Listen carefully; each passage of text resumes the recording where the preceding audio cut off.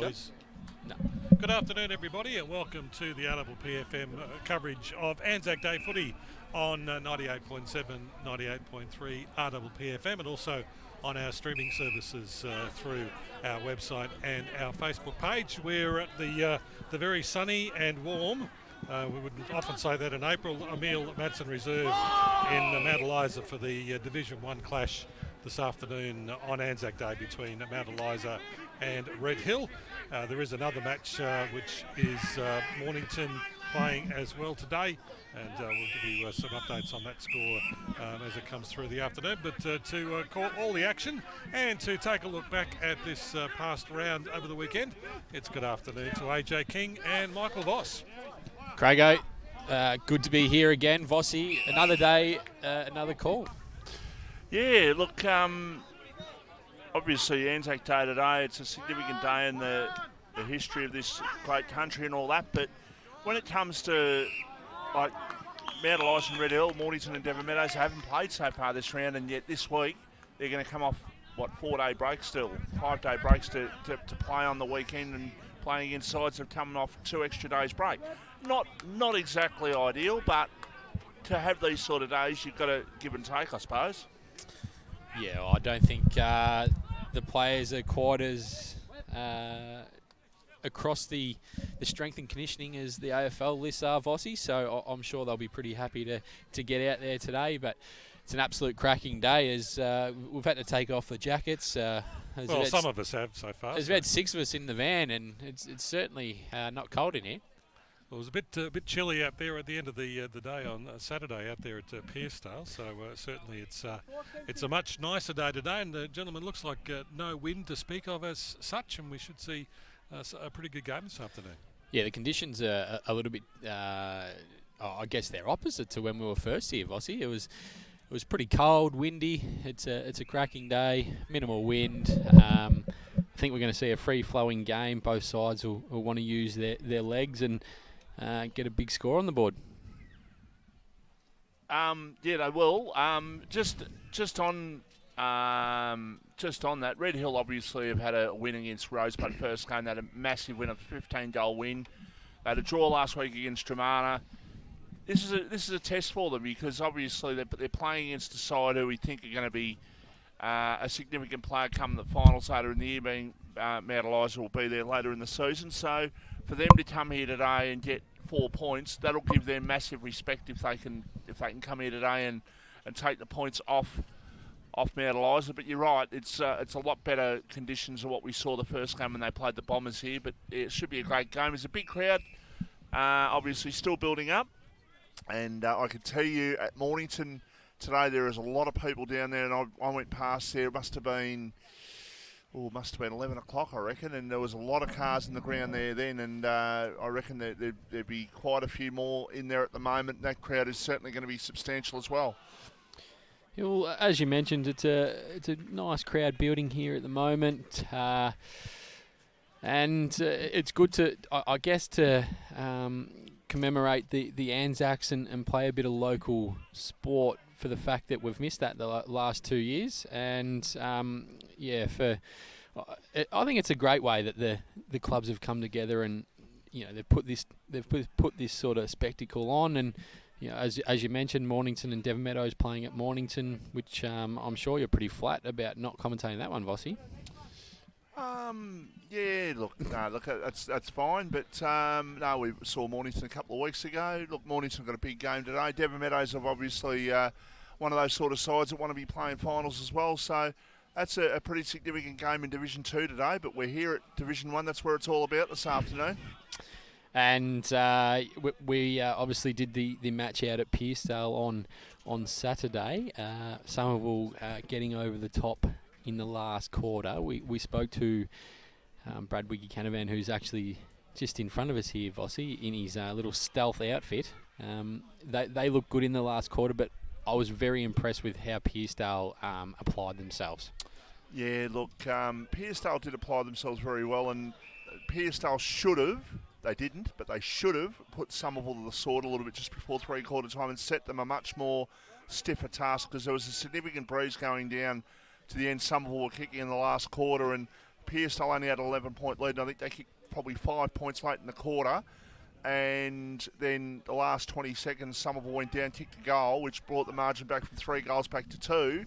And Pearsall didn't score a goal in the last quarter. So, look, Somerville, well done on the win. Pearsall have only got themselves to blame that they, I won't say they threw it away, but they certainly would have been a much better chance. Had they been able to put a bit more of a score on the board, they needed to be able to do that. Unfortunately for them, they didn't. Their kicking a goal was shocking throughout the day, and they paid the price. It was a margin of 28 points in that one. Yeah, well, I think Somerville, the difference there is, I just think that the class around the ball and the bigger bodies, they obviously more evenly spread across the deck. And Pearsall, as we know, quite young. They're going to improve, and I think another a year under Peter Bastanak, and potentially a few more rounds into it, that they're going to be a force in the next year and going forward. I think maybe 2 or 3 more bigger bodies, Vossi, maybe another target up forward, and a ruckman probably would really suit them. Yeah, look, they're coming from a long way back compared to some of the other sides, but in saying that, they've got a Pearsall person in charge of their club. Ryan Bastanak played a good game on the weekend. His brother Jordan had a good game as well, or especially in the first half on the weekend. Look, they're coming from a long way back, but they've shown they could be competitive on the weekend, but we still say that the 2 top seeds in the competition are Langwarrin and Somerville, and there's probably a distance to third at the moment. Yeah, I agree with you there. Had a few more games throughout the day there on Saturday that we're going to cover off in a sec. We'll get some round-the-ground scores from that day, but just before we do, young Will Dalgleish was very good. I think he's only about 16, and he impressed. He played well. He played well on the weekend, and he's I'm assuming it's his mum Tracy, was one of the ones we sort of liking the RDP Peninsula Footy page. That page has been going off in the last couple of days. Oh, Vossi, you've been sitting at home and just getting some content going, mate. You get the content, and I send out the invites to like the page, and people are liking the page. And what's not to like about it, AJ? It's on fire. Exactly right. Now, Crib Point were defeated by Rye, 52-78. We mentioned it on Saturday when the score came through that they've underwhelmed so far, Crib Point, this year. Well, they have, and Rye, on the other hand, 2 wins from 3, but in saying that, and no disrespect to the sides they're playing, but Crib Point and Tyab they've beaten. They're in a position where those 2 sides are going to be down towards the bottom of the table. Their test is going to come when they play sides that little bit more stronger on the ladder. But a good start. You can only beat who you're up against, and 2-1, they're going along okay. Yeah, I think Rye played Devon Meadows this weekend, so that'll be a bigger test for them. Hastings getting a thumping victory over Tyab. Dane Swan starring with 3 goals, 121-40. From all reports, it was a great evening with Swanee, and he was fantastic with the young boys, and it's certainly well worth what they invested. Well, that's the first of 7 games I think he's playing for the season right around Australia, and he's very much a people's person out there, like getting photos and selfies and all that sort of stuff. He did a great job, and they had a big win on the weekend, Hastings, and again they're going along okay. But a bit like Rye, they've played. They themselves have played Tyab and Crib Point so far, so their test is going to come as well. But very good performance on the weekend. Chelsea getting a victory over Seaford in a pretty low-scoring affair.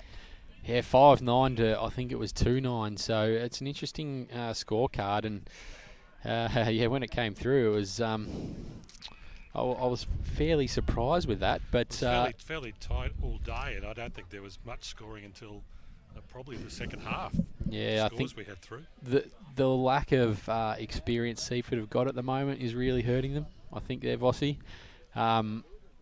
They didn't.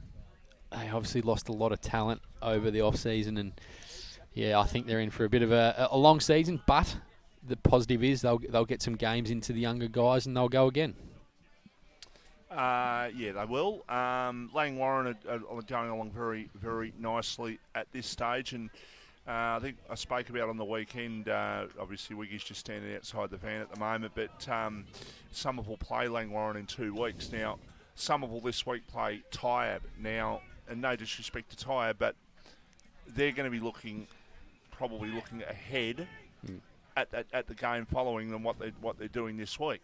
What they've got to do is make sure they've obviously got to go out there and get the win, but obviously make sure that their performance is such that they don't look too far ahead. They're probably looking at that game, but they don't want to look too far ahead, AJ. Yeah, I guess, it's a hard one. Obviously, some of them are going to be way too strong for Tyab, and we've seen them this year down at Rye, and they've lost a number of games by big margins. Anthony Aegis has taken over the coaching role. They've got a few players back, but it's just not clicking at the moment. I think I read in the paper or online that Anthony Aegis was pretty upset with their game on the weekend. Their first quarter in particular was very, very, very scathing in his criticism. And you just cannot have that. If you're going to improve as a club, you can't be conceding big leads at quarter time. So, they'll look to bounce back, but I think some will be too strong in that one. But, in Division 1, we saw a number of games. I guess there weren't too many surprises for mine, Vossi. Nah, look, YCW, the first game, YCW 105 beating the Bombers 82, and the Stone Tats were probably 7-8 goals in front. They got a 4-goal victory. They'd be happy with that, and they're going along okay at 3-1 so far. When you look at it, I think they kicked about 21 points. So, they obviously won't be happy with their accuracy. 14-21. Yeah, 105 to 12-10-82. A bit like my mob last night, Vossi. I wasn't too pleased with their goal kicking, but good sides get the job done. Charlie Spargo missed about 3 goals from 15 metres out with no pressure on him. Don't talk about Charlie Spargo. What about Neil Bullen? How many times does he miss in front? And the amount of times he gets run down in the forward 50, he turns it over every time he gets the ball. But I guess he had a number of possessions last night, so they'll say he's doing his job. I guess we're just sitting back and watching from the couch is a bit easier. But Germana getting a big win against Pines, 94-31. I think I'm going to put my hand up and admit that I got this wrong. And I think Germana, they're going really well, and they're going to be a lot better than what we thought they would be at the start, Vossi. Well, at the start of the year, we're talking YCW, Frankston Bombers, Bomb Beach, Mount Eliza. There's 4 sides that are going to be locked into finals. Well, you've still got outside there. You've got, if Red Hill win today, maybe Red Hill are in the mix. Sorrento and Germana. There's three other sides you can potentially mention straight off. So there's 7 sides potentially fighting for 5 spots. Something's got to give somewhere. Yeah, it's hard. I think on the back of Sam Fowler playing majority VFL and Ethan Johnson, who done their major goal kicking in the last few years, I thought they were going to struggle to find a score, but no, they've got other options, and Sorrento having a big win by 104 points there, Vossi. Bywater only 2 this week, but Lee Paholke standing up and kicking 8 goals. Nick Corp 5, so we mentioned it on the Saturday morning footy show that they've probably got the best forward line in the comp at the moment.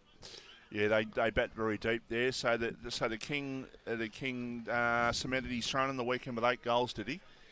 Yeah. I think he didn't want to see King Curtis kick another bag, so he just decided that he would step up. But it's pretty scary when I think so. Lee's kicked, I think it's 13 or 14 goals for the year. Bywater's kicked, I think 13. Yeah, I misunderstood because I actually thought you said Curtis kicked 8. Sorry, I misunderstood. I was talking about Curtis when I mentioned the King there, but Lee kicked 8. Yeah, Lee kicked 8. So, and then you've got Nick Corp chipping in with 5. Shannon Gladman's playing majority forward, and he's one of the better forwards in the comp. Rourke Fisher.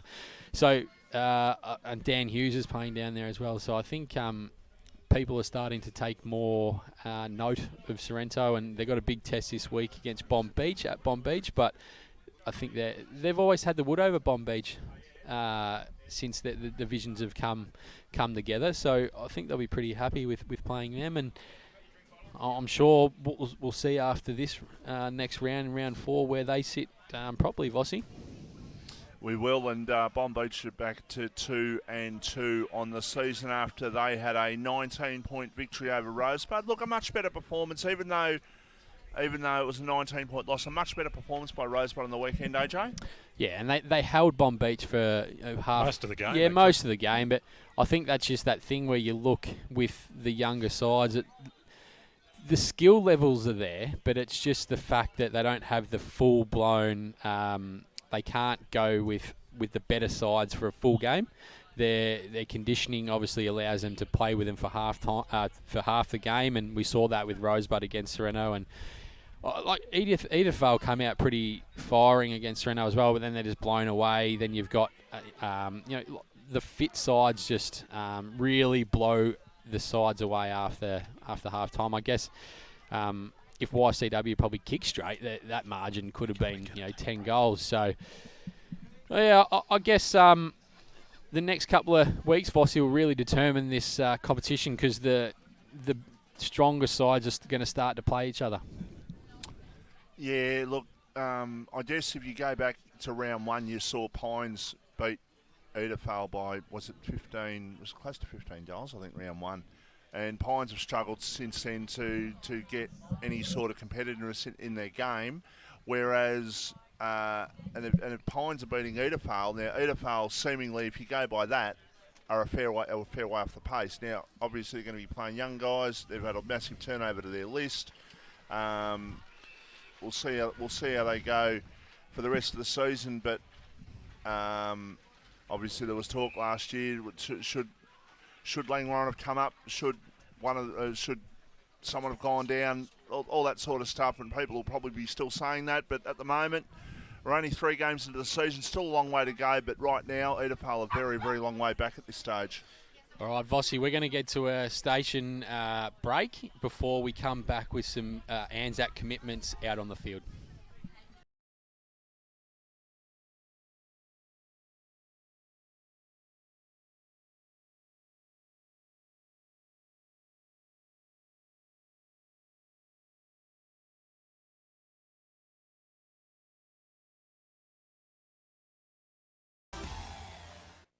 Everyone knows Australia has 4 big banks, but the 5th biggest retail bank is snapping at their heels. It's a bank that's been around for over 160 years, can be found in over 500 locations nationwide, looks after over 1.8 million customers, and is regularly voted one of the most trusted brands out of all the thousands of brands in Australia. Who is this fantastic number 5? Yep, it's Bendigo Bank. The better big bank. More and more people with a taste for quality are shopping at Eliza Meats. Kevin and his lean team pride themselves on the finest cuts, from juicy steaks and roasts to high-grade mince and sausages. And Eliza Meats are the gourmet specialists. Inquire about Eliza Meats Spit Hire. Phone 9787 4473 for a mouth-watering meal fit for a king. It's all at Eliza Meats. See our sponsor Kevin at Eliza Meats, 112B Mount Eliza Way, a station sponsor.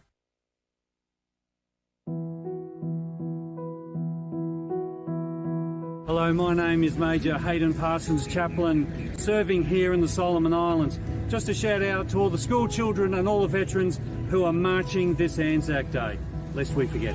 Anzac Day to me is a day of commemoration and appreciation of past and present soldiers, and a day to appreciate those who sacrifice for our country and continue to do so. I'm Mark Corporal Hatsaji Kumi from 3CR. We're over here in PNG and we're really looking forward to commemorating Anzac Day with our mates from the PNGDF.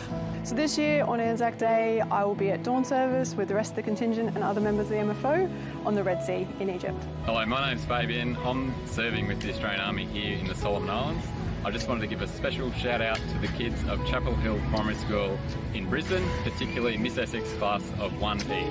The ability to show respect and to commemorate the Anzacs who fought and died on their Gallipoli shores, and to also show respect to members past and present. My name's Louise and I'm a pharmacist serving in the Solomon Islands, and this Anzac Day I'd like to give a shout out to Emily and Harry in Kingscliff, Brenna, Macy and Barney in Townsville, Ariel, Will and Grace in Canberra, Ebony, Oliver, Isaac and Alex in Brisbane, and Ewan and Emma in Bulli. Kia ora, my name is Logan and this is Sarah, and we are with the New Zealand Army. This Anzac Day we are deployed to the Solomon Islands alongside our brothers and sisters with the Australian Defence Force. We would just like to give a big Anzac Day shout out to all of our friends, family and colleagues back in New Zealand and Australia, lest we forget. Need your property painted, but you don't want to just trust any painter with your asset? Give Wow Factor Painting Solutions a call. We're based on the Mornington Peninsula and specialise in high quality painting solutions. We are proud members of the Master Painters Victoria and the Dulux Accredited Program. For a free quotation, visit wowfactorps.com.au or call 0475 448 285. Wow Factor Painting Solutions, a station sponsor. Battery World now open in Mornington. We know batteries.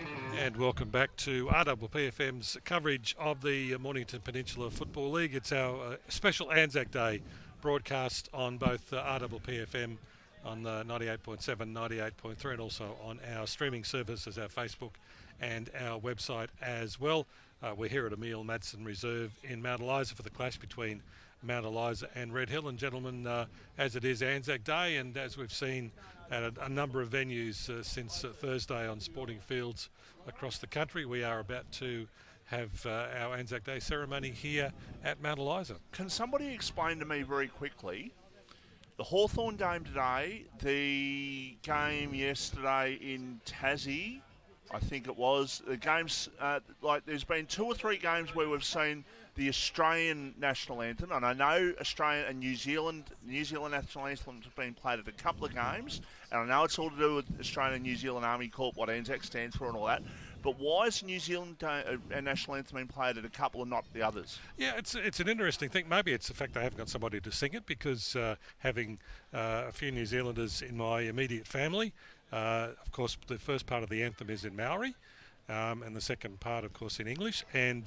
maybe there may not be somebody available at the rugby league this weekend. It's only been sung at, I think, 2 of the 5 or 6 games that have been played. So yeah, I'm not too sure, Mike. I'm not trying to be ignorant there or anything like that. It's just one of those things. Like you're talking to someone, AJ, who for a long time never knew there was a second verse to the Australian national anthem. We'll always hear the first verse. Not even at school did I know there was a second verse. It was just one of those things. But yeah. Hawthorn are up by 15 points in the game at Tasmania, by the way. My wife, Carly, actually picked that up last night. She said, like, we watched the night before as well, and she said, but the New Zealand anthem's been played tonight, but it wasn't last night. Yeah. So look, I think it might have something to do with the availability of a service man or woman to perform it at the various ceremonies. Maybe there's a gig for you, Vossi. No, definitely. I'm not a singer, that's for sure. But I will say this, though. On Saturday night, that Fremantle-Carlton game, the 103-year-old war veteran, he did a fantastic job getting up there and getting up there and reciting what he had to do. Like, obviously, at 103, he's not exactly able to get on his feet, but they dragged him up. They got him up, and I'm thinking, for the oath, this could, for the anthems, this could go any way, and he did it, and he did it so well. Yep. He really, really did a good job on it, I thought. Yeah, well, sadly, as we all know, sadly, I don't think there's too many World War II vets still around. But obviously, our Vietnam, Korean, and our Middle Eastern and Afghanistani veterans are flying the flag now at the various ceremonies, and it's great to see once again today the netball girls will be involved in the lineup with the 2 teams as well. I think it's fantastic, AJ, that the clubs put this on for Anzac Day. Yeah, absolutely. I think it's a great thing for the local community to all come down and pay their respects, and I guess secondary to that is we've got a cracking game of footy about to be played, Vossi. We do, and look, Mount Eliza will go in, I think, as favourites in this game. But like I said, Red Hill, not a lot of people are talking about that. They win today, Actually, it's a big 4 or 5 days coming up for them. They've got Mount Eliza Vane, they've got YCW this week. Yeah. As we mentioned, it's going to determine where they're at as a football side, and we just spoke to Brad Canavan off air that if sides are going to be where they think they need to be, they're going to have to start knocking off the sides that were well and truly in the mix last year. And well, I think after 4 rounds, you'd start to see the wheat sort out from the chaff, so to speak. Yeah. And, you're starting to get to see some of the better teams in action like we are this afternoon. This should be a cracking game. And I think we've got the president down on the ground just doing the hard work, so it'd be fantastic to get an insight into this ceremony. We've got both the seniors and reserves and the netball girls lined up for the start of the ceremony. It looks like it's just about to start. Just waiting for everybody to get in place, and we'll bring this part of the commemoration to you in just a moment.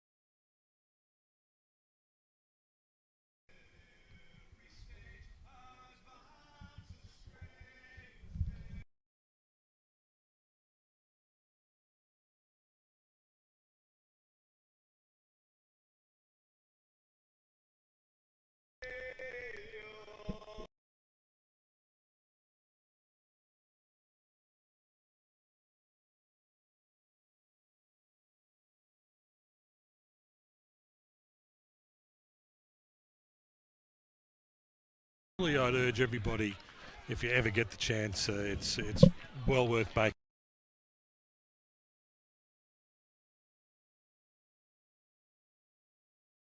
Our man standing probably 15 metres around from us, enjoying a nice hot pie and a nice cold.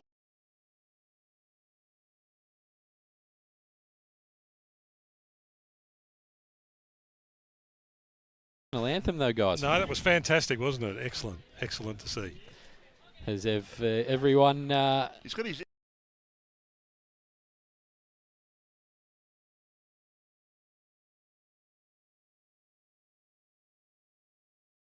far away from a start here down at Mount Eliza for the Anzac Day.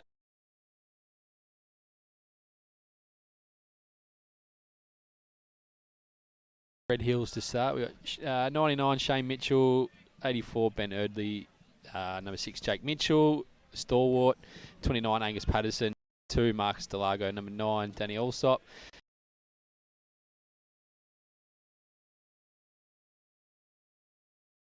Sullivan, 50 Ben Davies, 17 Jonas Siverson, 11 Matthew Lonsdale, 16 Harry Larwell, 7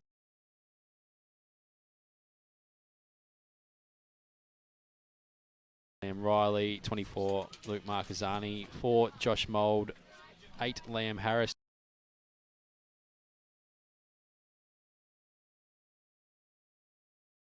Hammond number 1, Finley Bain 2, Scagliarini 6.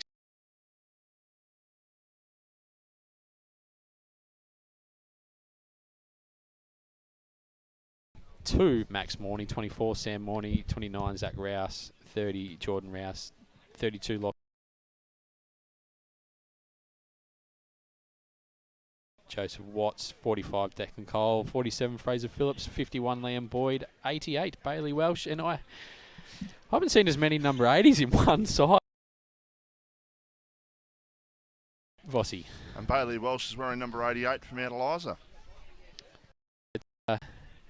Yeah, some strange.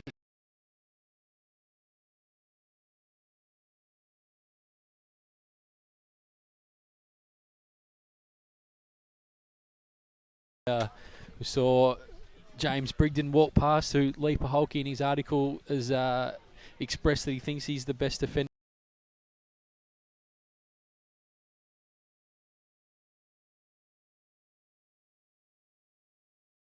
Who would be up against at the moment? There's a few names that come to mind. He plays small, tall. He's quick. He backs his pace. Oh, he's a very good defender, no doubt about that.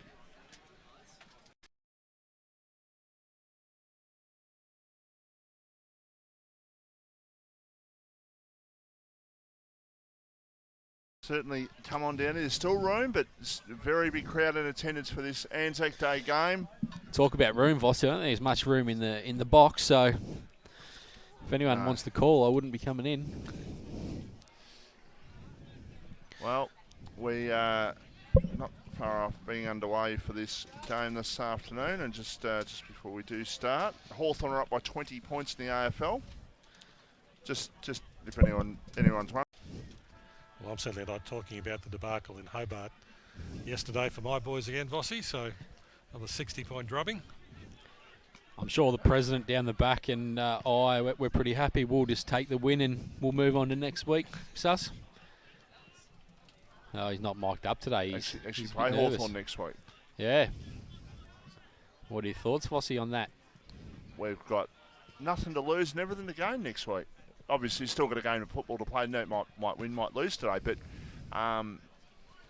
Melbourne are going to go on as hot favourites, and rightly so. But can I just say I've got not a problem with Melbourne winning the flag last year at all. Not a problem. I have a problem with the experts on TV that gets here and they go, could this be the year a side remains undefeated?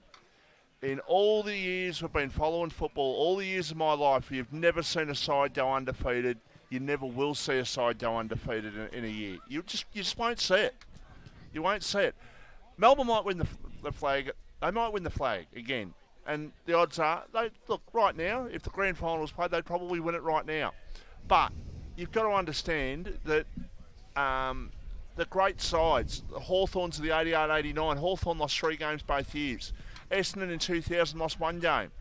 There will be a day where a side is off, they have an injury, they kick inaccurately. Thought last night might have been the game. They were going very, very badly in front of goal, but they managed to get the job done. But you know what I mean? Like saying a side's going to remain undefeated, that's so far to go in the season, and they're saying that sort of stuff. It's just nonsense. Yeah, I agree. We'll drop one for sure. Oh, and look, just a question without notice. I thought the crowd would have been bigger last night there too. What was the official attendance, Crago? I think it was 60,000, 65 or something like that. I actually thought that. I know there'll be a massive crowd at the G today, but it's a great spectacle when the lights go out, isn't it? It was brilliant. It was absolutely brilliant last night. You could congratulations to everybody concerned. It was a fantastic. I have been to one, and it was probably the best game I've been to. Just the atmosphere, how the lights go out, and then. Yeah, it's fantastic, but we're not too far away from a start here. Vossi, I guess we're going to tell by the crowd at the MCG today as to how serious the crowds are going today, because obviously with COVID and all that sort of stuff. If we don't get 90,000 today, there's something amiss somewhere, but it might be simple as price. Yeah, go on, you were saying, AJ. To be honest, I think it's just become a TV spectacle, and it's easier to watch from home. Yep. But you're going to start us off today, Vossi. You've got that glint in your eye. That you're ready for the call, mate. Beautiful day for football. It's Anzac Day Monday. We're underway. Red Hill with the first possession. They go towards half forward, but the mark has been taken. And it's been taken there for the Mount Eliza side as they bring the ball out towards the centre wing. Looking to go forward towards the scoreboard end of the ground in the opening quarter. They go in short. Good mark taken there on centre wing. They can go forward here, the Mounties. Both sides looking for that all-important win. Mount Eliza looking to go ahead of the ledger as they go in short. The mark has been taken once again. Bringing the ball down towards half forward is the kick, but Red Hill with the winning the ball out in defence there as the kick comes down the line, down towards centre wing. Mark taken. They can play on, and they're going to try and play on with confidence of the Red Hill side. They go towards half forward, looking there for Irving. Couldn't take the mark. Ball on the ground. Quick kick forward. It's taken away by Irving once again. Now quick kick for Red Hill inside their attacking 50 towards the forward pocket. The umpire says play on. Still letting play go on. The umpire now just Mount Eliza running the ball out of defence and still calling play on. Got to almost, ball it up. Let's settle things down. Played 90 seconds in the opening quarter. It's no score on the Premier Traditional Home scoreboard. The umpire gets the ball back in the air. Ruckman do battle. Red Hill looking to just keep it in. The footy's been hot so far. Nelms has started really well for Mount Eliza, who gets the ball forward. He puts it out in front of Williams. He looks to enter the forward 50, but back there it's all Red Hill at the moment, and they're going to look to switch the ball. Jake Mitchell's got it in the defensive 50. He wants to get onto his trusty left. He's going to come out to look for the services, Lonsdale. He's got it on the defensive 50 for Red Hill. Coming forward looking for Siverson, who's going to win a free kick.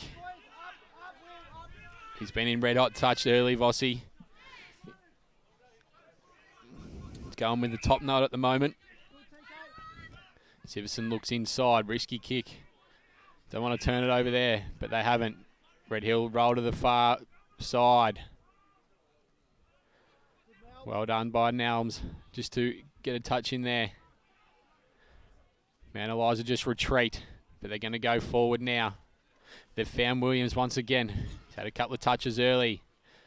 Just in front of the impact real estate signage there. He wants to come into the middle of the ground. He looks to do a big switch, which has worked. Thomas Kelly. He goes on his left. He looks inside, but the ball goes over the head of Hammond. Mount Eliza have turned it over. Red Hill through Danny Alsop have got the ball. Gone out to the far wing. Little scrubby kick. It's not going to find a target. And Mount Eliza are able to retreat.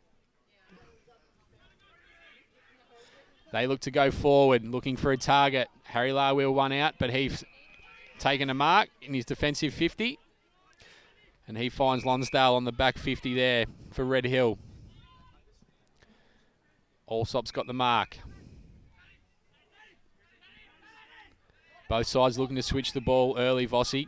Create a bit of forward play. Looking to use that chip possession. But Red Hill have turned it over. Mount Eliza, they look to go forward. They've got it at the centre half forward.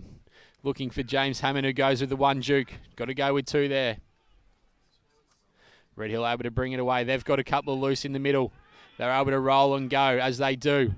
Win Pope through the middle. The big ruckman just lumbers past. Scrappy at this current moment. Mount Eliza player just dropped the ball, but not rewarded a free kick, Red Hill, but they've got it out on the outside in Lonsdale. He's looking forward for his target in 29, but there's no. There it is, Angus Patterson.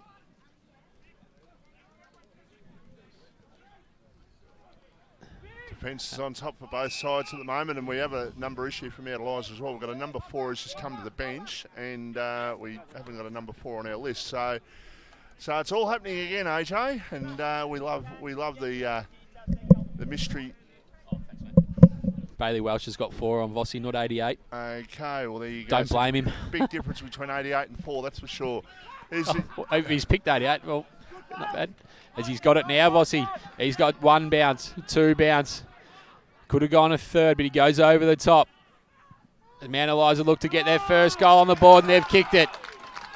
They're 1 straight 6, plays Red Hill. Yet to score, 5 minutes gone. Jordan Rouse was the player who scored the goal there for the Mount Eliza side. But, yeah, both sides certainly on top there. And one thing I noticed, Jake Mitchell got an early touch there and but spend a bit of time he sets a lot of play up for Red Hill, and it'd be interesting to see how they go about stopping him today, because he's one of their perennial movers of the ball. But a good start for the Mounties. The first goal on the board. We'll keep you updated with what's happening with the game at Alexandra Park in Mornington, just down the road. As the ball is back in the middle. And a tackle applied there by Bailey Breen, but the umpire said it's a legal tackle, so a kick goes forward towards attacking 50. It's back to downfield, free kick. And the player with the ball there for the Mount Eliza, for the Red Hill side is Shay Mitchell. So he will go back, and he's wearing number 99. So surely there's got to be a jumper that fit you between 1 and 98, you would have thought there, Shay. But as it is, unique individual. If you're wearing a number like that, but he misses, he lays back on the kick, he misses. So 1 behind plays 1 straight 6. We've played 6.5 minutes in the opening quarter. That is on the Premier Traditional Home scoreboard. An absolutely beautiful day for football, AJ. It certainly is, Vossi. Mount Eliza are going to bring the ball back in. They're going to come out to the close side. The bloke bringing it back in, he doesn't know where to go. He's gone back out to the far side there, looking for Phillips. The ball's out in front of him. Red Hill just want to take it out. It's a 2-on-1 at the moment. We're going to get another ball up. The first time we were here, Vossi, there was a number of stoppages, both on the ground and also in boundary throw-ins, but hopefully with the better weather, we won't be seeing that, and we'll get a free-flowing game as the ruckmen do battle. Mount Eliza looking to get it forward through Phillips. He's able to get a foot onto it. Looking for Hammond. Red Hill through Siverson. Goes down the line. Looking for Turner. Red Hill able to go inside forward 50. There's a big pack flies. Mount Eliza are able to get the crumbs. Haven't got much. They've got to go long. They've got it. They've found him. Gone over to the top. Got his teammate there. Oh, the Moulet, Vossi. Cameron Price. He goes low, looking for Hammond. He picks it up, but the ball's escorted out. We'll get another throw in. So, 5-point lead to Mount Eliza, early stages of this Anzac Day game for 2022. As the ball to be thrown back into play by the boundary umpire, has got a bit of a mullet happening himself there, the boundary umpire. About to throw it back into play and does. Mount Eliza into attack, going to the scoreboard into the ground in the opening quarter, or the Warella drive end. Red Hill clear. They go towards the centre of the ground. Marks taken by Chris Irving. Veteran stage Chris Irving now, but boy, oh boy, he's been a great player over a lot of time, but he's also had few issues with the body as well, but still great to see him out there playing, that's for sure. So Red Hill look to go long, and they go towards the half-forward line. No mark taken, ball on the ground. A chance for the ball to be taken towards the line. And in fact, there's a free kick, and I think it might be for maybe a sling there, the umpire said. And they look to switch the ball in play towards Mitchell, who's got a beautiful kick, Jake Mitchell. The mark has been taken. They can play on there through the agency of Mould. It was. Goes inside, attacking 50. Still an opportunity for the Red Hill side. Good tackle applied. And the umpire says, I'm going to ball it up. Half-forward flank here for the Red Hill side, probably about 40 metres out from their goal. A couple of players just pushing and shoving there, and the umpire throwing the ball up. And again, good tackle applied. The umpire says, I'm going to ball the ball up. Both sides looking to use their leg speed early, Vossi. Yes, they certainly want to get into the corridor, both sides, it seems, as the umpire once again throws the ball up. And once again, the umpire calls for a third ball up. Big week for these two sides. Obviously, Mount Eliza, I think, play Rosebud this Saturday, and Red Hill play YCW at YCW this week. So, coming off an extra couple of days less than what the other two sides are. But as I said, it's what you've got to give and take when you've got blockbuster games like Anzac Day. There's a free kick out of that contest. It's going to go here to Red Hill, and it's going to go to Billy Sanders. Now I'm the sure Colonel's son, Vossi. No, well, I'm sure Roscoe and Rugby Ross and Sue will be watching. His parents, they'll be here. I absolutely know that they'll be here. Billy Sanders has the shot. He goes across the face of goal. He misses. Good to see him playing. Actually, I think he missed the first game a couple of weeks ago. He was supposed to play in the twos against Rosebud, and woke up feeling had a massive gut of food poisoning. Yeah, it's not good.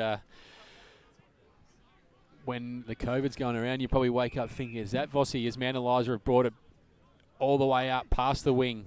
They've found Small. He goes backwards. They've got a number of players out here. Mount Eliza are going to go long to the goal square. They're going to find someone here, and they have Lockie Williams. He was good in round one when we were here, Vossi. Good overhead, and he's started well again. Number of possessions, and he's probably going to get his first goal. Plays tall.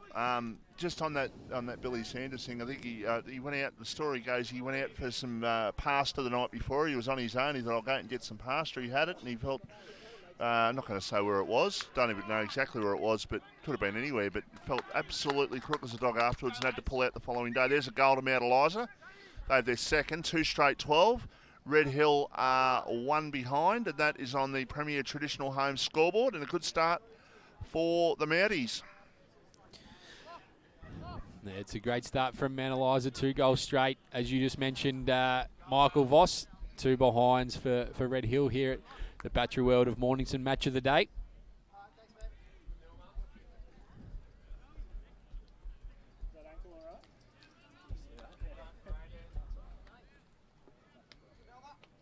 Hawthorn up by 15 points. They'll be getting towards the latter stages of the third quarter in that game. Yeah, they're in time on at the moment, Vossi, for Premier Traditional Homes, and time on in that particular AFL game. And just a reminder, the Essendon Collingwood clash first bounce 3:20 this afternoon, and that Mornington Devon Meadows game gets underway in about 5 minutes' time. They start at 2:30, do they? Yeah, 2:30 today. Okay. Mount Eliza looking to get the ball forward through their hands. Red Hill able to just hack it forward. They're at centre half forward. Another hack kick. Goes deep inside. Looking for a target. But the Mount Eliza defender is able to take it easy mark there. He's got 2 out here on the back flank. He's going to be able to roll. That was Scagliarini there. He looks inboard. He chiseled a kick, but the big ruckman's dropped it. Red Hill able to get the turnover through Siverson. He goes looking forward for Chris Irving. He flew over the back, but he wasn't able to take the mark. Red Hill just looking to move the ball forward, but another turnover. Mount Eliza have got the ball. Finley Bain on his left. He goes out. He's found a teammate there in Welsh, who's changed from 88 to 4, Vossi. And apparently he chose 88. He was happy with it. Mount Eliza have got the ball. Defensive side of the wing. Well, if he was Bain again. If he was Chinese, you could probably understand that, considering 8's a lucky number in Chinese culture, isn't it? Absolutely. Mount Eliza are just going to go inside their forward 50, but it's rebounded from Red Hill. They're able to find Harry Larwill out there, defensive side of Red Hill's wing. He looks to go forward. The mark dropped in there by Sanders. The Colonel's son, Vossi. Allsop's over the ball. He wants to get it forward for Red Hill. That's nothing coming. We'll get another throw up. So 2 straight 12 plays, 2 behinds. It's Mount Eliza up by 10 points. We're 14 minutes played in the opening quarter. Hope you can stay with us right throughout the afternoon on this Anzac Day. Don't worry about what's happening at the MCG this afternoon. Just worry about what's happening local-wise. It's all happening down here on the peninsula this afternoon. The umpire once again will come in and ball the ball up. So just between wing and half forward here for Mount Eliza. Umpire throwing the ball up. Ball knocked down. Welsh was tackled. Allsop there just helping his teammate out and going for the gang tackle, and the umpire says, I'm going for another ball up.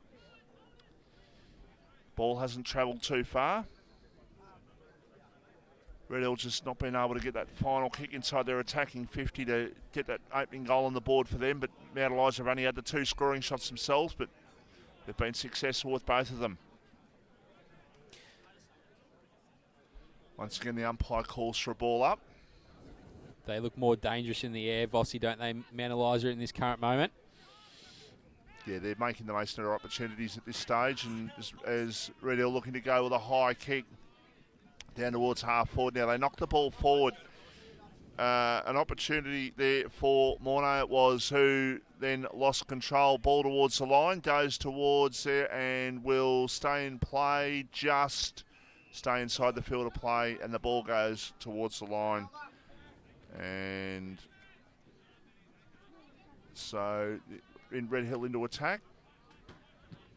Good smother applied.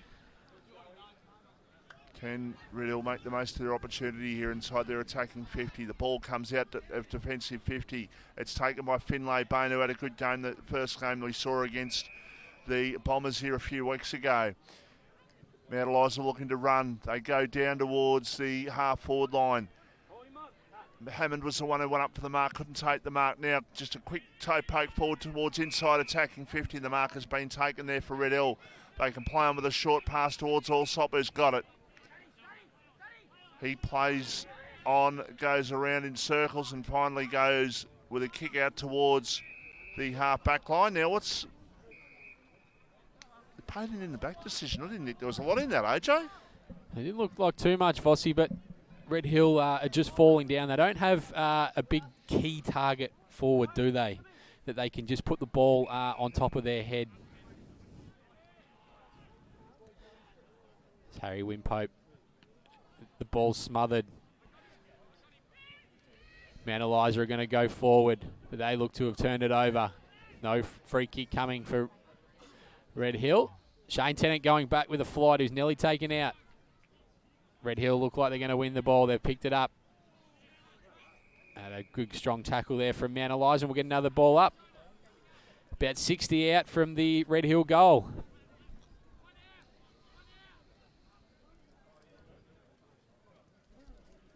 Wimpope gets a decisive tap out.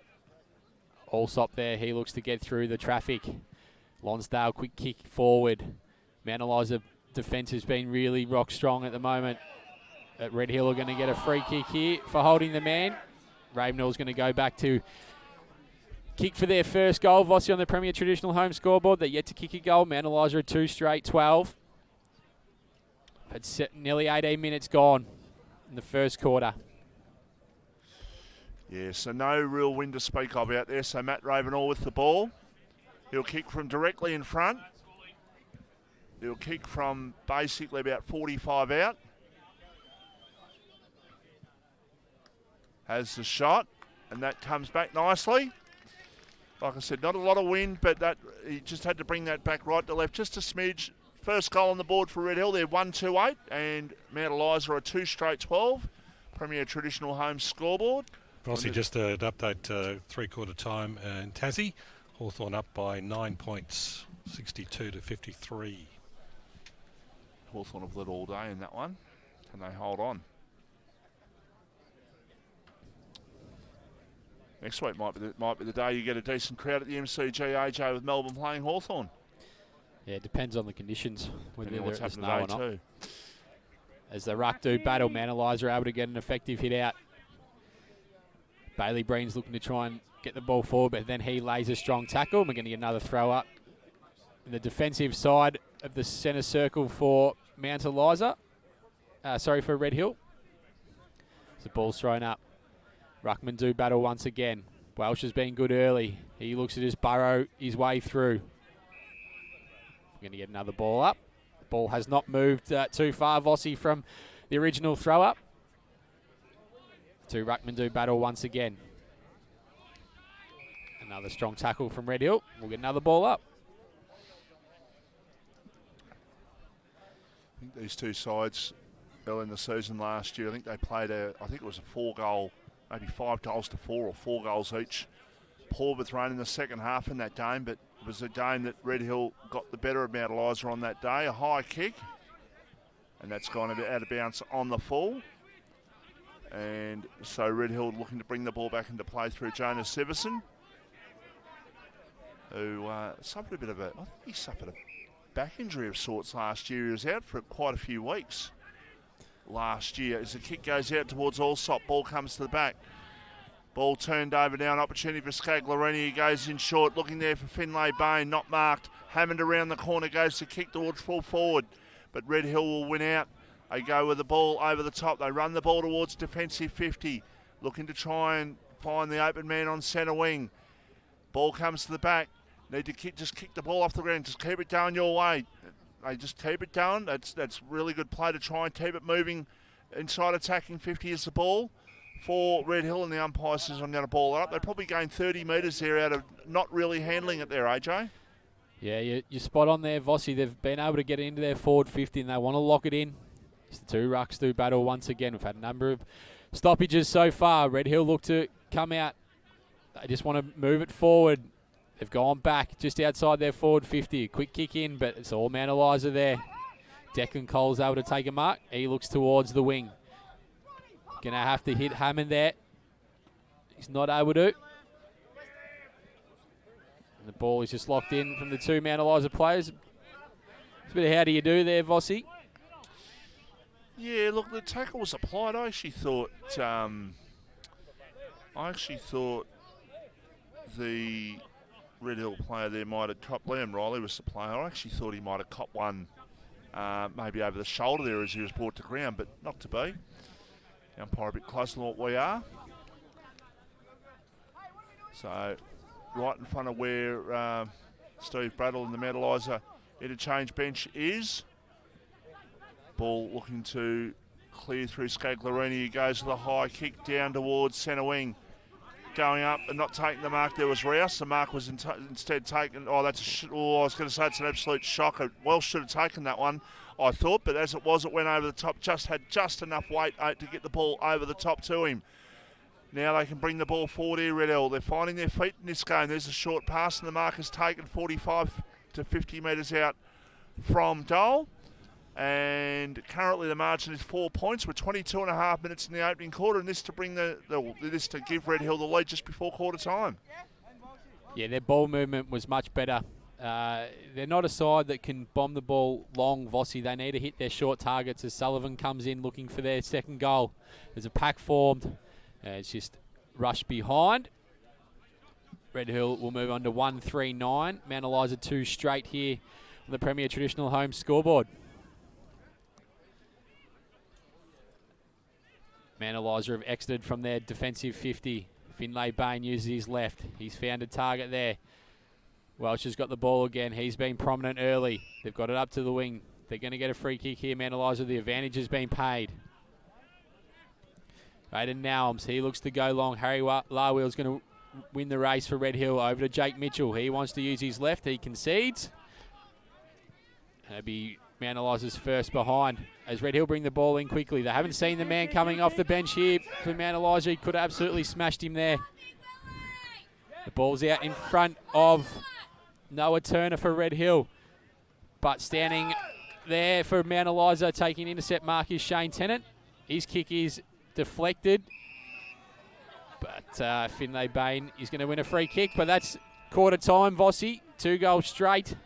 Plays 1-3-9 Red Hill on the Premier Traditional Home scoreboard. We're going to go to a sponsor break.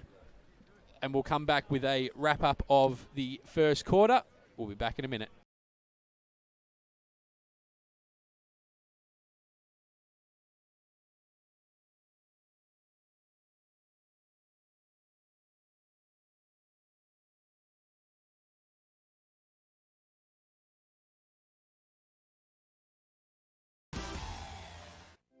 Everyone knows Australia has 4 big banks, but the 5th biggest retail bank is snapping at their heels. It's a bank that's been around for over 160 years, can be found in over 500 locations nationwide, looks after over 1.8 million customers, and is regularly voted one of the most trusted brands out of all the thousands of brands in Australia. Who is this fantastic number 5? Yep, it's Bendigo Bank. The better big bank. More and more people with a taste for quality are shopping at Eliza Meats. Kevin and his lean team pride themselves on the finest cuts, from juicy steaks and roasts to high-grade mince and sausages. And Eliza Meats are the gourmet specialists. Inquire about Eliza Meats Spit Hire. Phone 9787 4473 for a mouth-watering meal fit for a king. It's all at Eliza Meats. See our sponsor Kevin at Eliza Meats, 112B Mount Eliza Way, a station sponsor. Need your property painted, but you don't want to just trust any painter with your asset? Give Wow Factor Painting Solutions a call. We're based on the Mornington Peninsula and specialise in high-quality painting solutions. We are proud members of the Master Painters Victoria and the Dulux Accredited Program. For a free quotation, visit wowfactorps.com.au or call 0475 448 285. Wow Factor Painting Solutions, a station sponsor. Battery World now open in Mornington. We know batteries. We know our 75 D23Ls from our DIN 65 LHs. And we know which is best for you. We have the range and a spark no one else can match, because we live and breathe batteries. Those beautiful boxes and cylinders that power our lives and our passions. That's why we're the batteryologists. We're Battery World. Battery World Shop 1, 43 Mornington Tyre Road, Mornington. At SJS Accounting Strategies in Mornington, our mission is a simple one: to make running your business easier. To get money-related challenges out of the way so you can focus on growing your business. It doesn't matter which business sector you're from, our commitment to helping you grow will be exactly the same. Why? Because our team loves helping businesses achieve their goals. Contact SJS Accounting on 5975 0488 or visit www.sjsaccountingstrategies.com.au. A station sponsor. And welcome back to the RPPFM live coverage on Anzac Day of the match between Mount Eliza and Red Hill. We'll be keeping you up to date with the other Anzac Day clash at Mornington between Mornington and Devon Meadows as well. I think still 9 points to the good Hawthorn down there in Launceston, as we've sent our El Presidente out on the field with the camera to get some pictures. I think he's over near the Red Hill huddle and might even be able to give us a little bit of an update on what was said in the quarter time huddle. Back to AJ and Vossi. Thanks, Craigo. Yeah, Vossi, Mount Eliza started on fire, but then Red Hill worked their way back into the game through their ball movement. Yeah, look, it's been a game that's sort of been played between attacking 50s. It hasn't really been played a lot inside the 50s.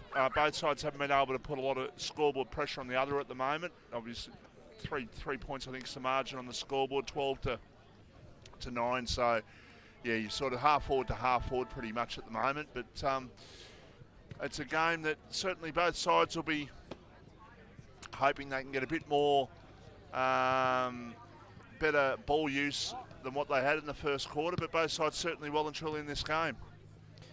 What do you think Jamie Molo would be saying right now to his troops?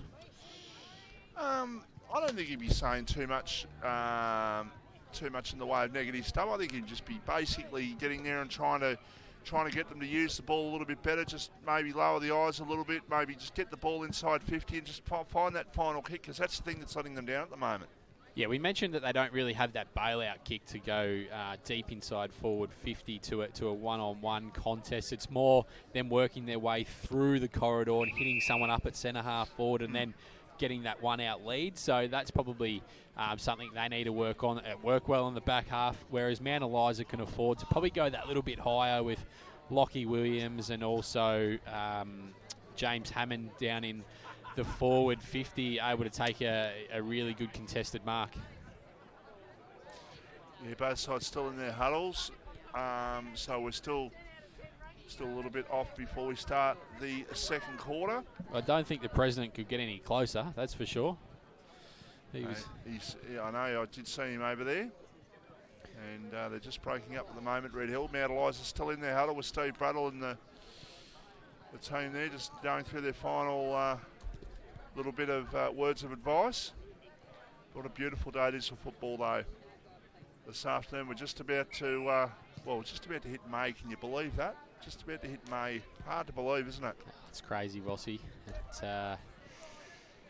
It's crazy in two ways. The weather at the moment, it's beautiful, and also that we're nearly into May. It's unbelievable. It's an Indian summer. We're having late in I guess midway through autumn. Well, to be honest, we didn't really have the old traditional, 5 or 6 38 to 40 degree summer.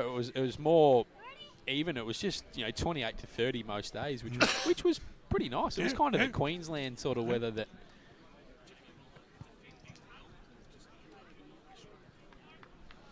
So Suss has just come back and he's given us the update from Jamie Molo that they've just got to defend in their forward 50 a bit harder there, Vossi. Yeah, keep the pressure on, keep the ball inside that 50 a lot more. But I guess there was some warm days out there during the summertime. I certainly didn't get a chance to really experience too much of a summer, as I was indoors pretty much most of the summertime there with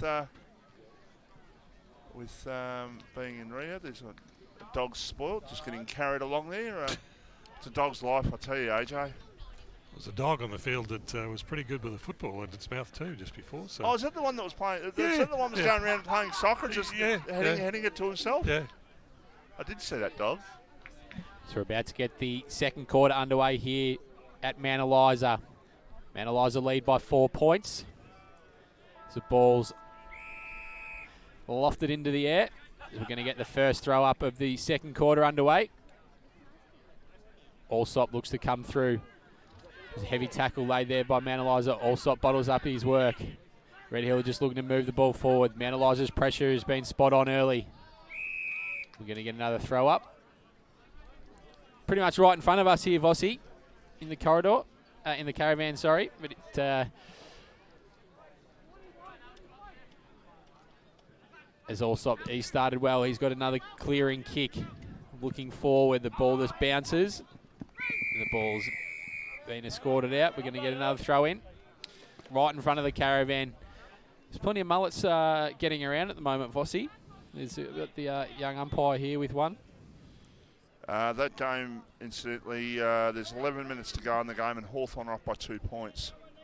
And you said Paddy McCartan's off the ground concussed. He is. As the ball's thrown in, Mount Eliza look to go forward, but Danny Allsop executes a great smother. Here we go, right in front of us. Josh Mould just trying to make acquaintances with the Mount Eliza players.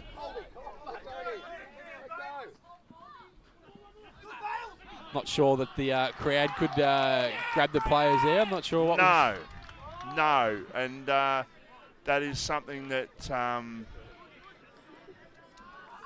if they happen to go along in front of them, then so be it. But you can't grab them, AJ. The ball's just bouncing around. Finlay Baines able to get the clearance. Tom Small looking to evade a tackle. He has Cole just scrubs one forward. Scagliarini, handballs over the top. Williams around the corner, high, long. And it's a goal. Mount Eliza 3-1-19 plays Red Hill 1-3-9 on the Premier Traditional Home scoreboard.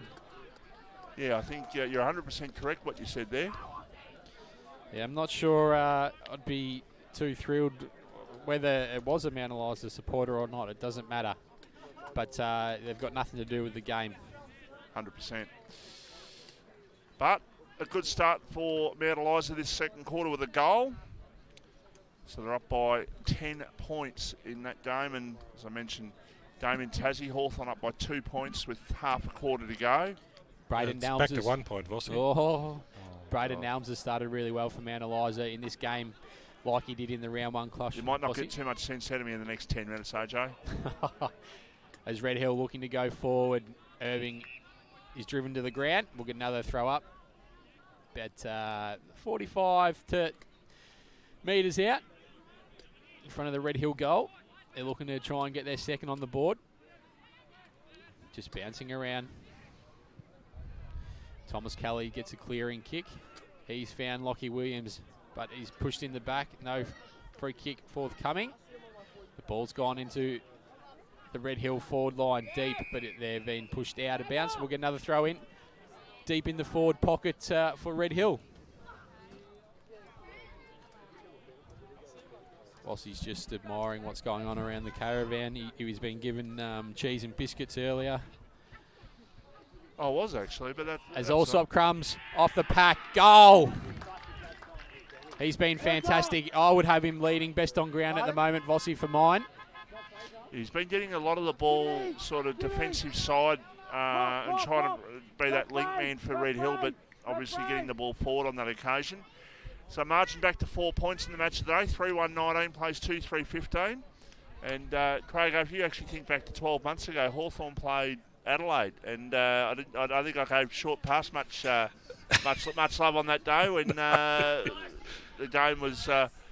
I'm trying to commentate the football and also trying to commentate or trying to see what was going on with the Hawthorn game. Well, so you won't like this because Sydney have hit the front. Oh no! 73 to 68.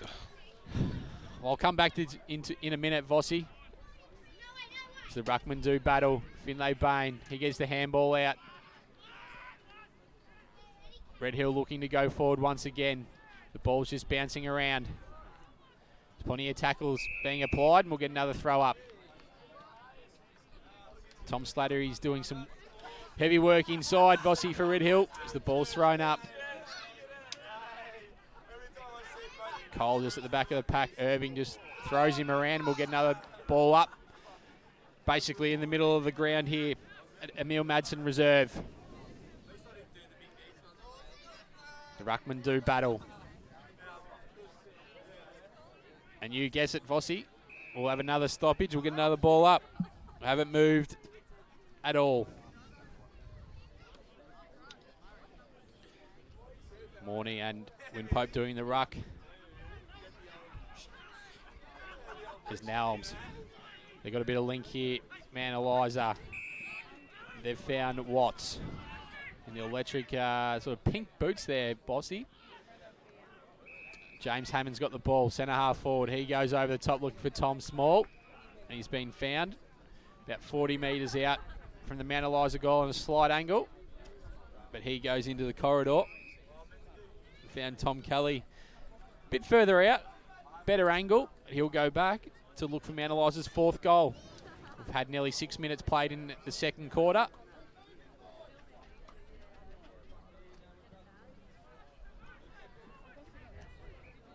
He's almost got the Ben Brown run up here, Vossi, but I know you're a bit busy there watching the Hawks. Oh, no, I think Sydney have just kicked another one, have they? They have. It's 11 points, 8 minutes to go. Still plenty of time. So the ball's gone long. Jake Mitchell with a clearing kick. And Red Hill have cleared Lonsdale. On the far back flank. He's looking inboard. He wants to switch the ball. Goes in short. Found Sullivan.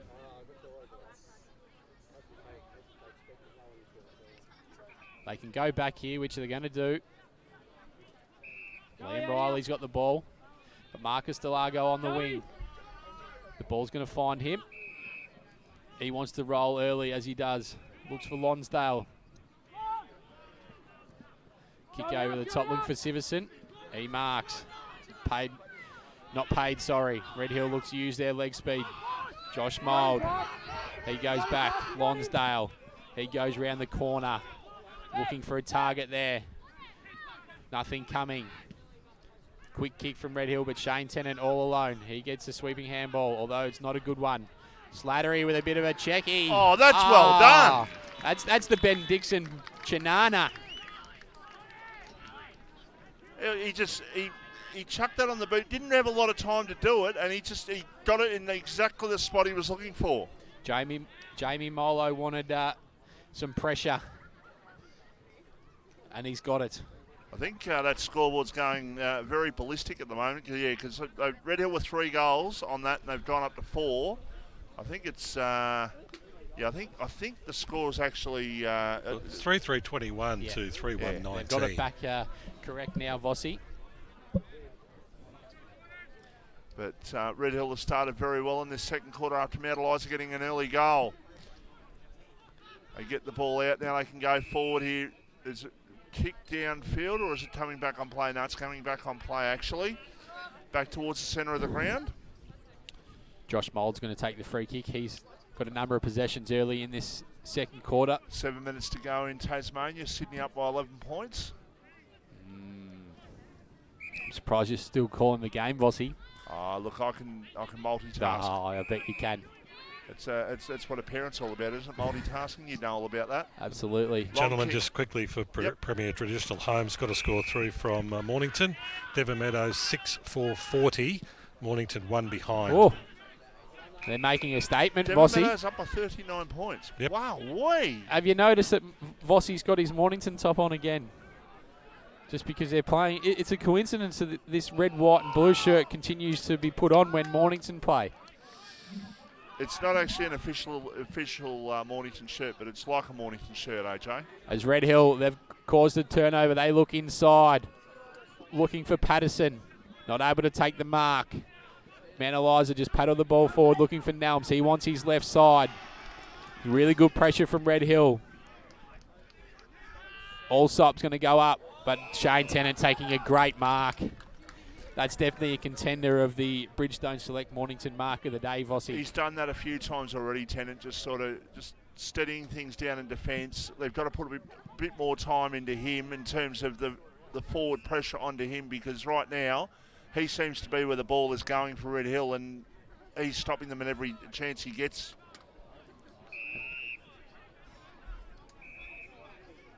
As the non-officiating umpires paid a free kick here all the way back. Oh, another goal to Sydney. I think the fat lady's singing up there, Vossi. Yes.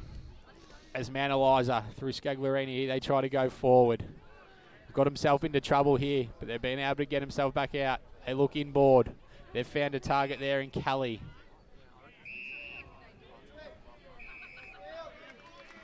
There's been a free kick given here, downfield.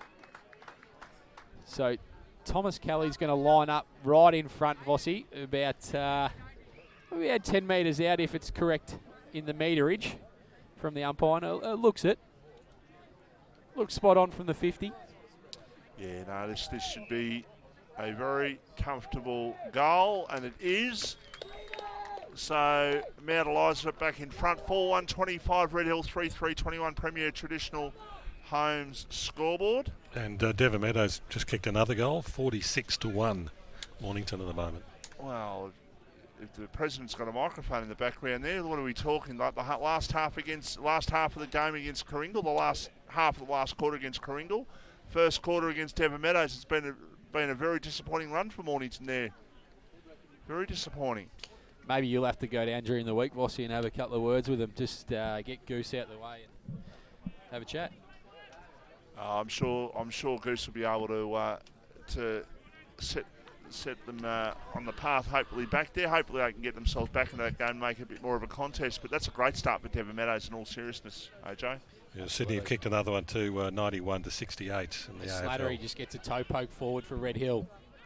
They're back inside, attacking 50. Oh, it's picked up from Eliza. Switching kick that hung in the air a long time, but Jordan Rouse is able to take a mark in front of Josh Mould. He's going to be given a 50-metre away. Much to the delight of the crowd here, Vossi. I think he's their number one target for the day, Bushy Mould.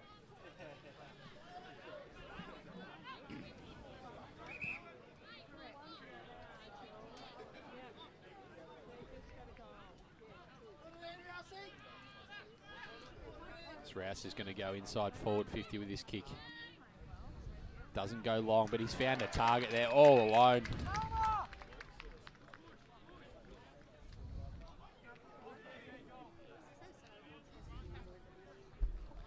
The Mount Eliza player is going to go back and kick for their 5th goal. They're currently 4-1-25. Red Hill 3-3-21 on the Premier Traditional Home scoreboard.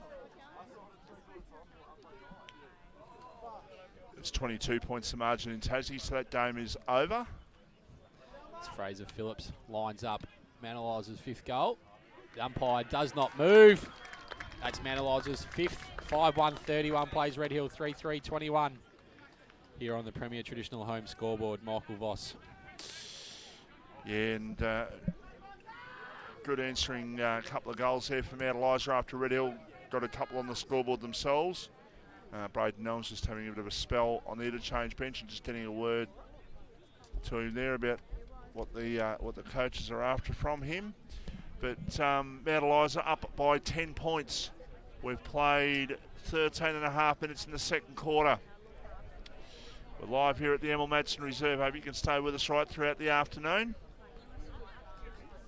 As Allsop gets a quick kick out of the centre for Red Hill up towards their attacking 50. And the ball not going too far. The umpire says I'm going to ball it up. About 40 metres out from the Red Hill goal. Pretty much right in front of where their interchange bench is, where Jamie Mullo and the coaching staff are down there. Good tackle applied. The umpire says I'm going to ball it up once again.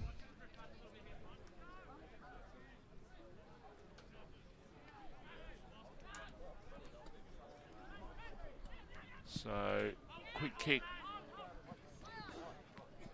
out of the defensive 50. It's kicked back inside, attacking 50 here for Red Hill on the left foot. A quick kick towards full forward, no mark taken. Mount Eliza will win out. They do with a kick out towards defensive 50, but the mark has been taken. It's been taken there by Lonsdale, who can play on and go towards full forward with the kick off the pack. They've got an opportunity here, Red Hill, if they can pick the ball up cleanly. Goes back to Allsop with the kick, with a hand pass. He snaps it goal with the left foot and he puts it through for a goal. So the margin back to 4 points. And it's 4-3-27 plays 5-1-31. So both sides have kicked, I think, 3 goals in this second quarter. We've only played the 15 minutes, so both sides enjoying the much better conditions this afternoon, AJ. Yeah, Danny Allsop, we just mentioned him before, and he's been a standout in this quarter. Vossi, he's got 2.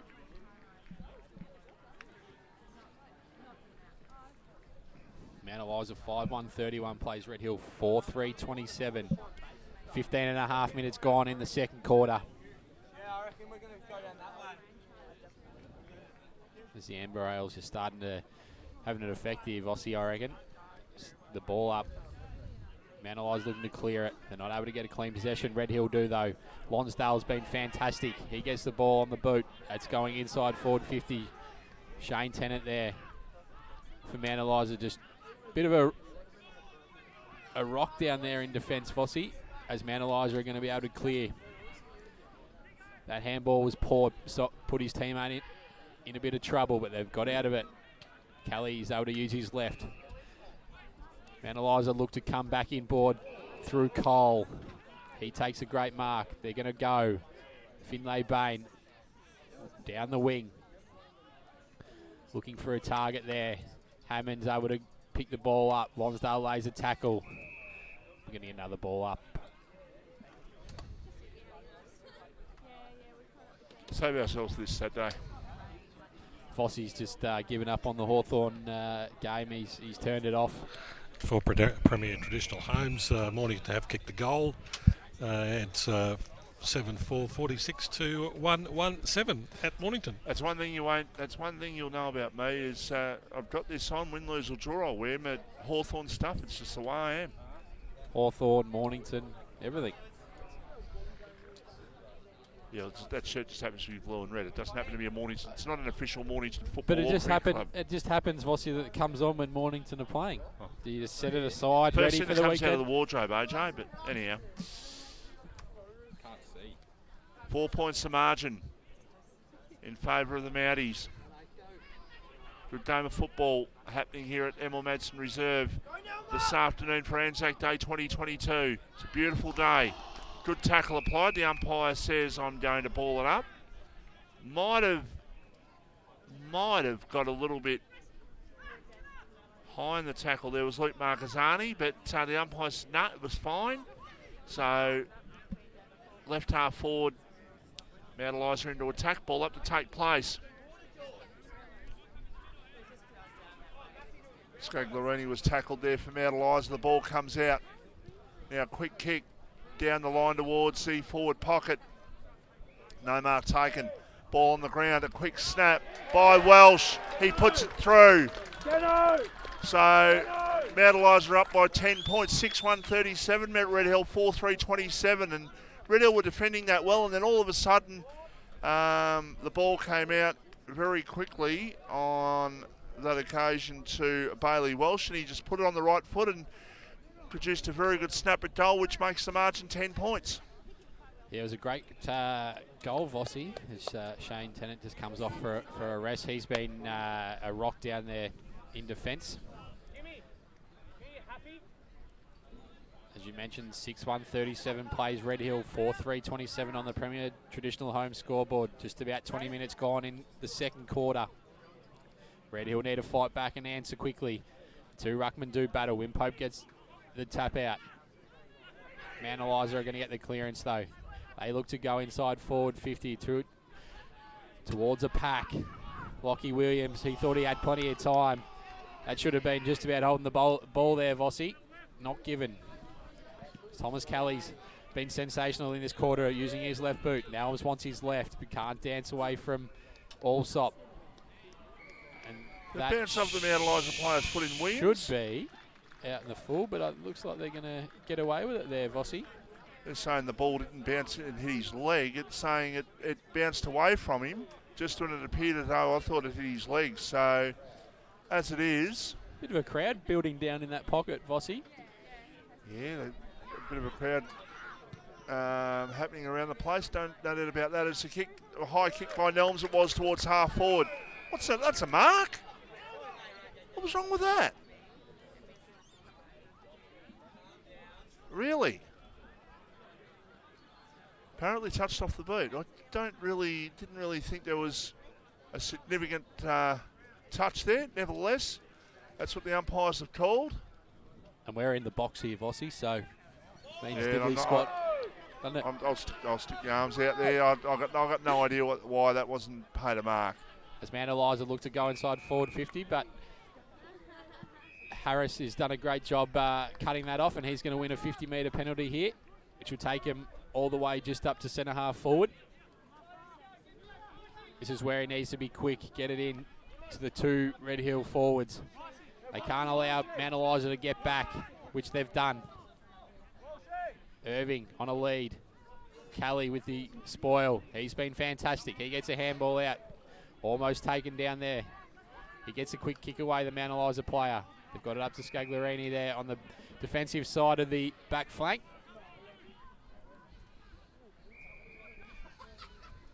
Mount Eliza want to go back inboard. Player just does a little bit of a step. He goes long. Oh, there's a big fly. That man in Lockie Williams. He's going to take one when we're here, Vossi, I tell you. Mount Eliza players just lining up. There was three of them there, standing there.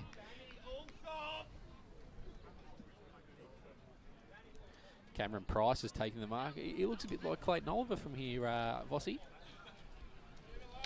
He's the one that had a bit of a mullet growing himself there, that's for sure. But this will be a good margin heading in towards half time. We're 22 minutes into the second quarter. First quarter only went to 23 minutes. We only had 3 goals scored. Going to be a little bit longer, maybe a 26 or 27 minute quarter, you would think. Has the shot. It's a beautiful kick. They're kicking very well at goal this afternoon. The Mounties are up to 7-1-43.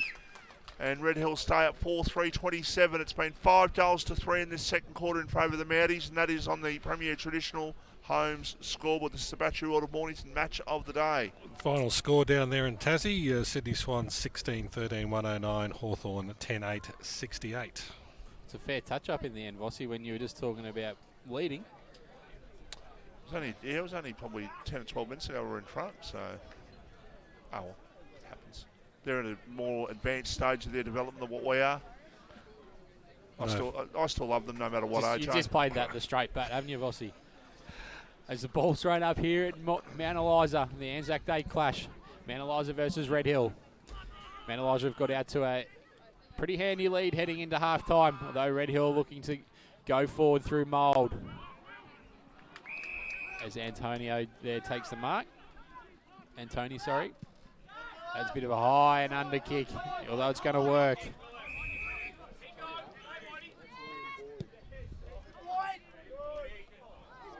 That's a great... Well, there's a little scrubber there, Vossi. Red Hill just cannot clear. Oh, that player in 81 there. Ooh. He almost got himself in a bit of trouble there, Vossi. Nearly had the elbow up. Nice step from the Mount Eliza player. They look inboard, and he's found a teammate. And I don't think it was going to go to him, Vossi, there. And just a matter of interest, we have a number 36 from Mount Eliza out there. We had a 36 out there, which is scrubbed off our list. So there's definitely a 36 out there from Mount Eliza.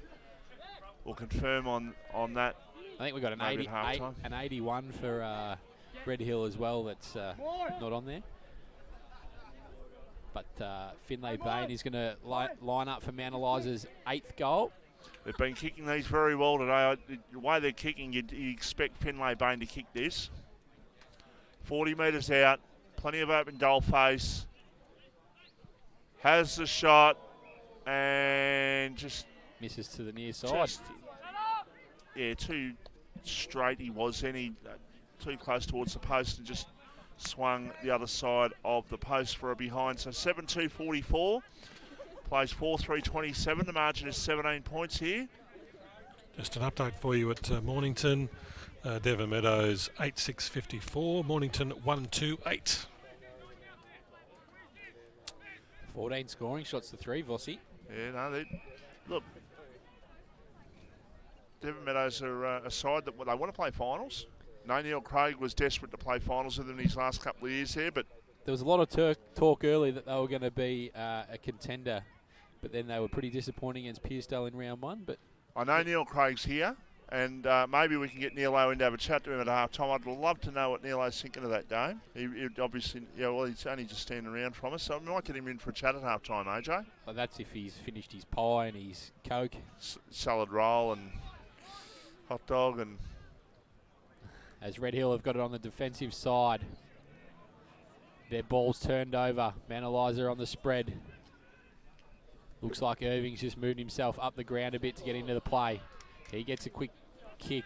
Jake Mitchell handballs it to his teammate. Better run there, Vossi. They're going to pump it long. Although too strong there is the Mount Eliza defender. Ooh, that's a horrible kick out to Kelly. He's been good. That's a great step.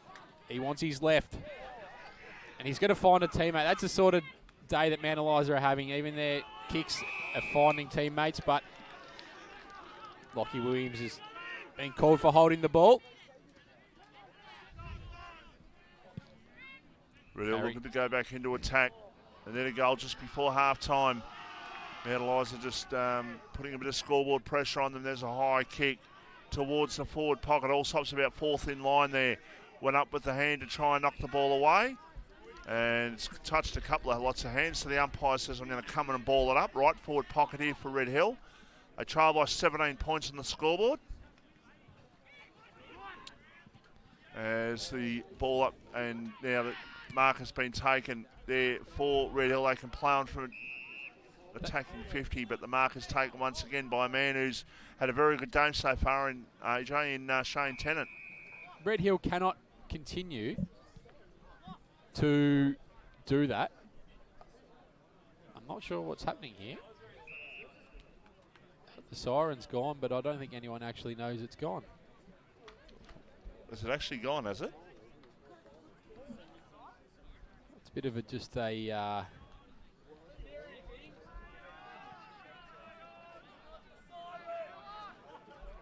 I don't think the siren's gone. Well, they called it. They're still going out there, so there's something else that sounded like a siren, but I heard absolutely nothing. Just getting back to Shane Tennant, Vossi, Red Hill cannot bomb the ball long to him continually. They will not win the game that way. He has to be manning up on someone, and that man has to be utilised.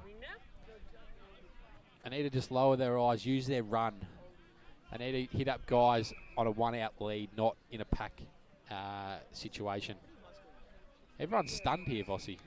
The crowd's just gone silent. The players don't know what's happening. Delma! Stay wing!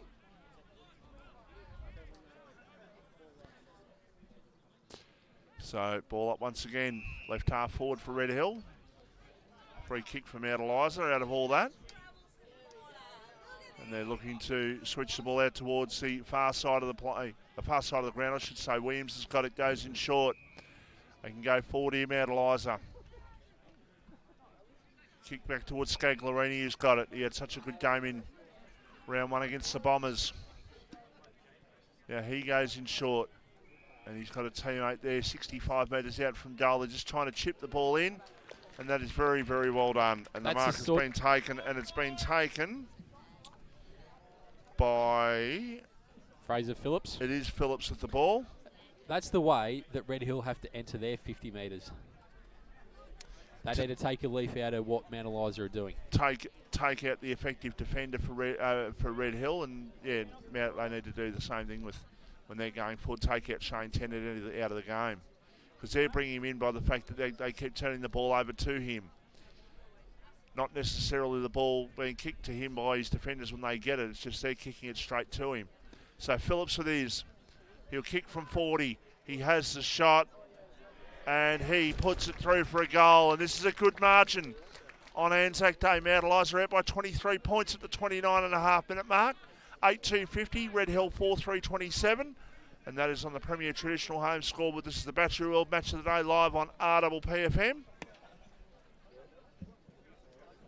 And, of course, the Bridgestone Selected Mornington mark of the day. We haven't got ourselves a real high contender as yet, AJ? Probably Shane Tennant's one where he went back with the flight there. But if you're Jamie Molo and other opposition coaches, when you come up against Mount Eliza, surely you talk about Shane Tennant's role in the side for Mount Eliza, and you've got to go around him. But I guess he's able to get away with it. Like, you look at his opponent there; it's not a key position player, so he just sags off.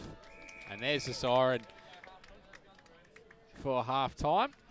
Mount Eliza 8-2-50, Red Hill 4-3-27 on the Premier Traditional Home scoreboard. We'll take a station sponsor break, and we'll come back to wrap up the half-time and give it a half-time analysis, Vossi.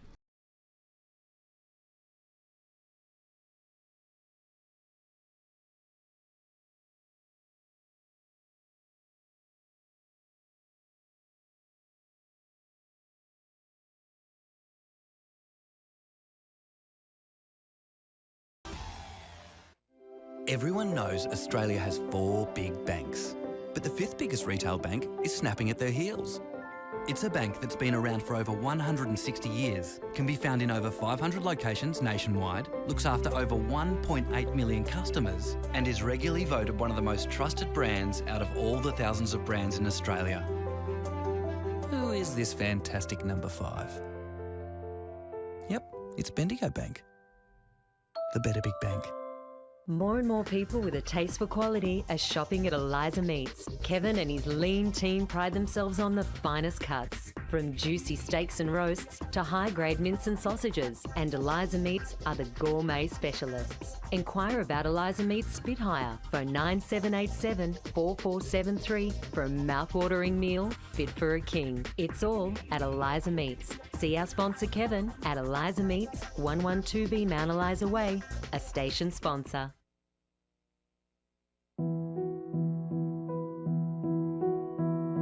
Hello, my name is Major Hayden Parsons, chaplain, serving here in the Solomon Islands. Just a shout out to all the school children and all the veterans who are marching this Anzac Day, lest we forget. Anzac Day to me is a day of commemoration and appreciation of past and present soldiers, and a day to appreciate those who sacrifice for our country and continue to do so. I'm Corporal Hatsaji Kumi from 3CR. We're over here in PNG and we're really looking forward to commemorating Anzac Day with our mates from the PNG DIV. So this year on Anzac Day, I will be at dawn service with the rest of the contingent and other members of the MFO on the Red Sea in Egypt. Hello, my name's Fabian. I'm serving with the Australian Army here in the Solomon Islands. I just wanted to give a special shout out to the kids of Chapel Hill Primary School in Brisbane, particularly Miss Essex class of 1D. The ability to show respect and to commemorate the Anzac who fought and died on the Gallipoli shores, and to also show respect to members past and present.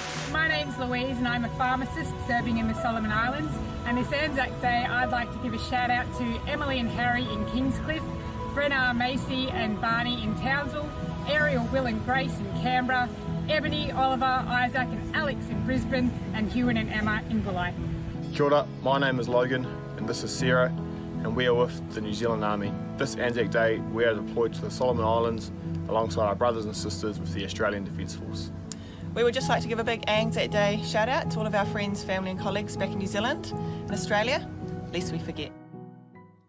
Need your property painted, but you don't want to just trust any painter with your asset? Give Wow Factor Painting Solutions a call. We're based on the Mornington Peninsula and specialise in high quality painting solutions.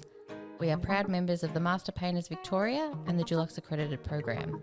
For a free quotation, visit wowfactorps.com.au or call 0475 448 285. Wow Factor Painting Solutions, a station sponsor. Battery World now open in Mornington. We know batteries. We know our 75 D23Ls from our DIN 65 LHs. And we know which is best for you. We have the range and a spark no one else can match, because we live and breathe batteries. Those beautiful boxes and cylinders that power our lives and our passions. That's why we're the batteryologists. We're Battery World. Battery World Shop 1, 43 Mornington Tyre Road, Mornington.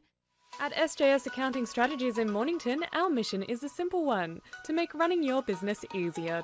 To get money-related challenges out of the way so you can focus on growing your business.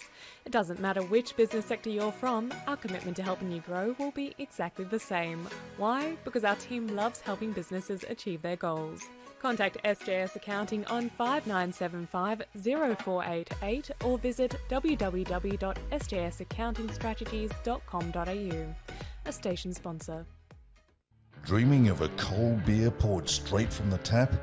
Tar Barrel Brewery and Distillery, located on Watt Road in Mornington, is open Wednesday to Sunday, offering craft beers and spirits produced on site, with local wines and cocktails also available. Come down and enjoy one of their famous wood-fired pizzas in the beer garden. A local taste experience. Tar Barrel Brewery and Distillery, the spirit of local. tarbarrel.com.au, a station sponsor. Here at Bridgestone Select, it's our job to keep you moving with the right advice, a great range of products and service you can count on. So when it comes to tyres, when it comes to auto care, come to Bridgestone Select for service that moves you. Bridgestone Select.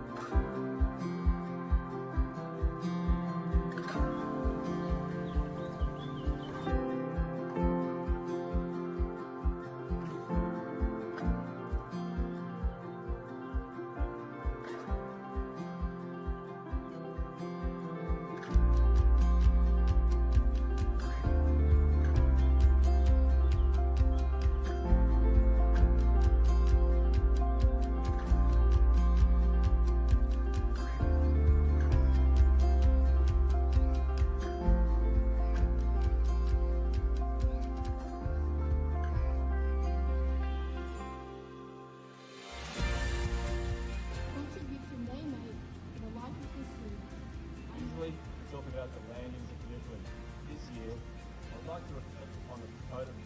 Australian Defence Force, who, by their service and sacrifice, no longer will see the sun rise or set anymore, this or any other day.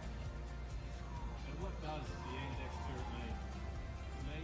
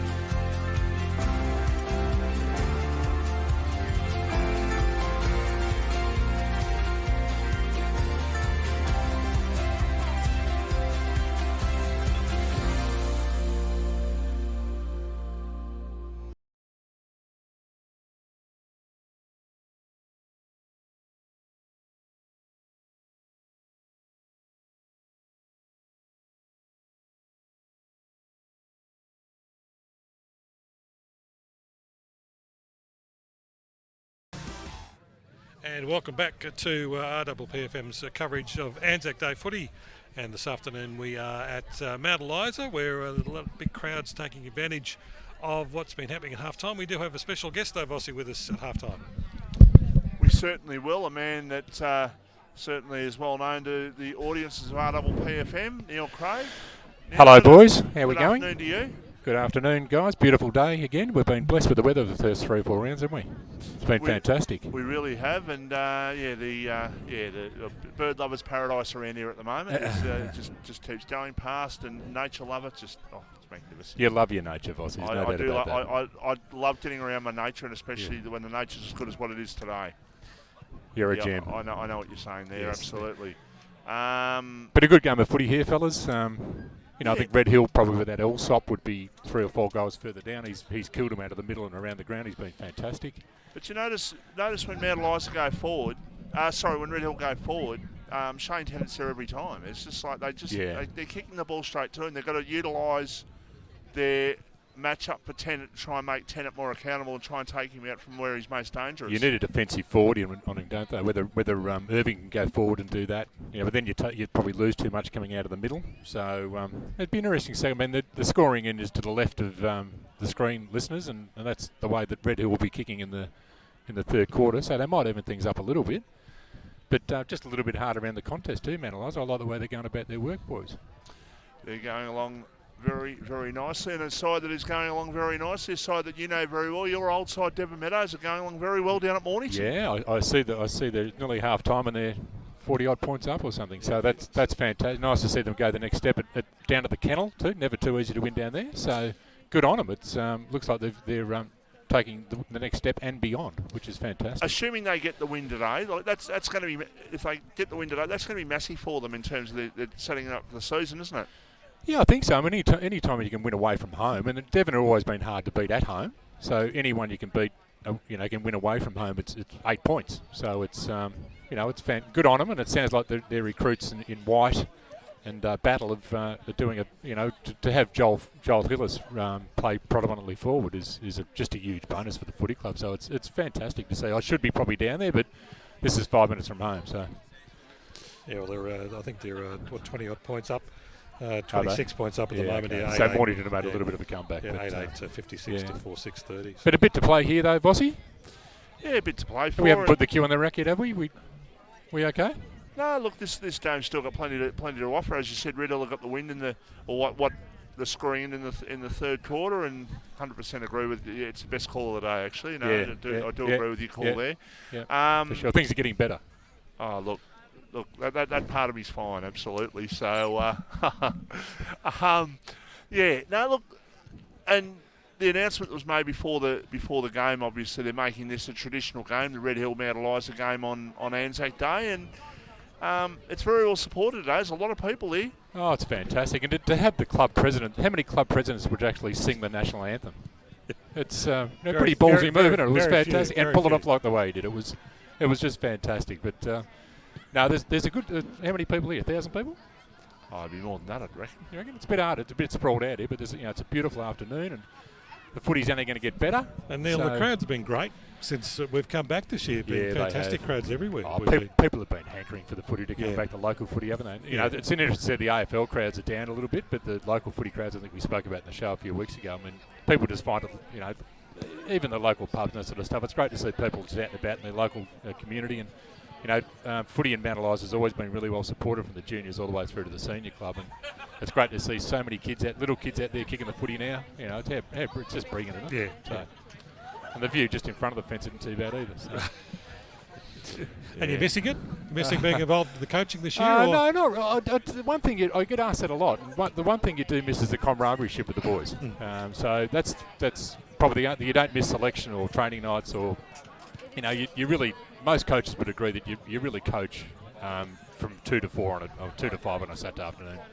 After that, the rest just becomes a little bit of hard work. And I was talking to Bratz the other day, and he said the selection dilemma they have down here, it keeps them awake at night. There's 3 or 4 guys down here on their selection committee, and they all lie awake on a Wednesday night, wondering who they're going to pick or who they're going to miss out. And I was just talking to Buddha before, and he's missed out in the game, again. And there's just this dearth of depth down here that if they can just keep it together, and it looks like the wheels are just starting to turn now. The Rouse boys have been a great innovation for the club.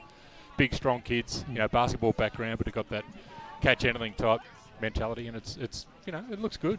It looks really good, actually. Best team you've seen this year so far? No, I haven't seen Sorrento. I saw a little bit. I saw the last quarter of YC and Bombers on what day we're now? On Saturday. On Saturday, yeah. And they were pretty clean as well. YC sort of staggered at the line a little bit, but Bombers look good. I've watched the last 40 minutes of footy, and Bombers come steaming home, and they're a good footy team as well. And you throw a blanket across the top 5. Yeah. There's no doubt about that. But interested to see the next hour of footy here, because anything could happen yet. Yeah. So. Are you still in contact with any of the Devon boys, are you? Not so much, no, because I live in this local area here, but I see Barry Parsons a lot. I work with Baz a fair bit, and so yeah, there's some boys I stay in touch with. I should have gone down there today, but as I say, this is around the corner. I was working at home till 5 to 2, so I thought I'd come down here with me mates and have a couple of beers and watch the footy. So it's been great so far.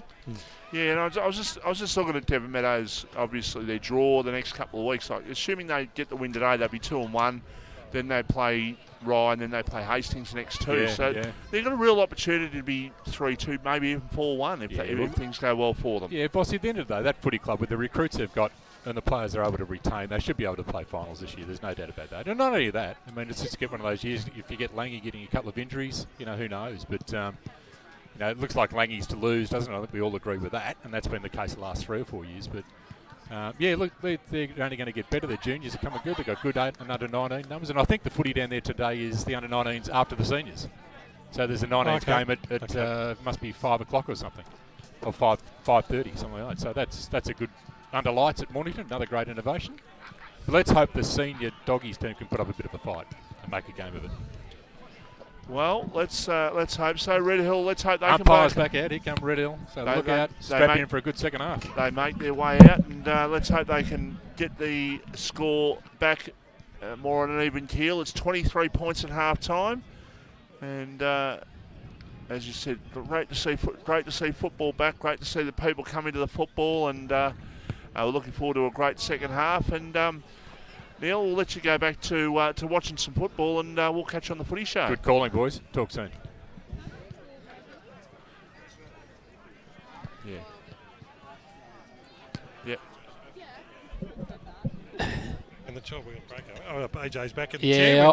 I've just catch up with Neil at half time. I've just wandered in. I saw that you had it all under control, Vossi and Crago, so I was just out there talking to the boss. But these contraptions just being made. Just ice the esky up and a bit of vodka in it or something like that. Yeah, well, you're in Mount Eliza, so you get to see all the latest innovations of the biggest and the best. So yeah, Suss is just doing his work outside the van. It'll be great to see the crowds enjoying the day, and starting to cloud over a little bit, which still no breeze to speak of, so conditions pretty much as they were in the first 2 quarters, and umpires are on the field. We're not far away from the start of the third quarter. Has the Essendon-Collingwood game just started, has it? I think it Craig? probably would have started, well, it was due to start at 3:20, so I'll just see if I can see if there's an early score.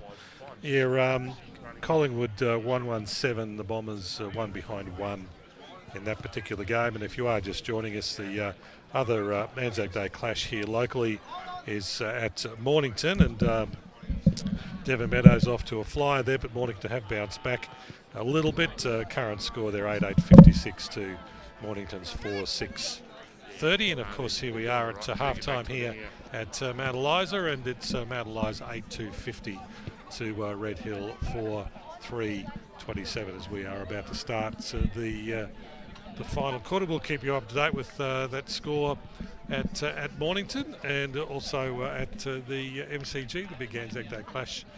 Collingwood 6 points up at an early stage at the G, and it looks like we are just about set to go. Back to AJ and Vossi.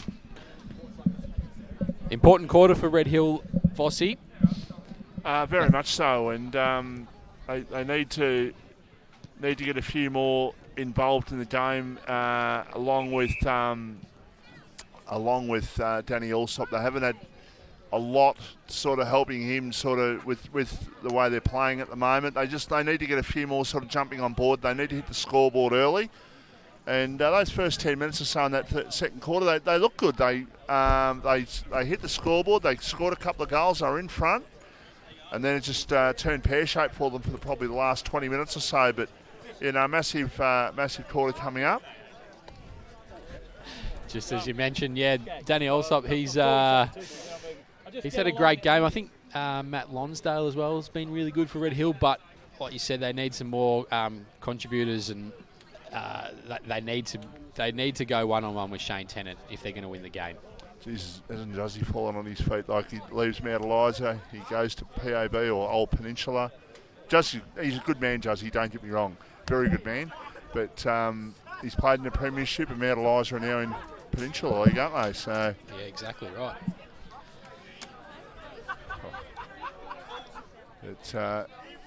It's all happening down at Mount Eliza, Vossi. It very much is. We're about to get a start in the third quarter here.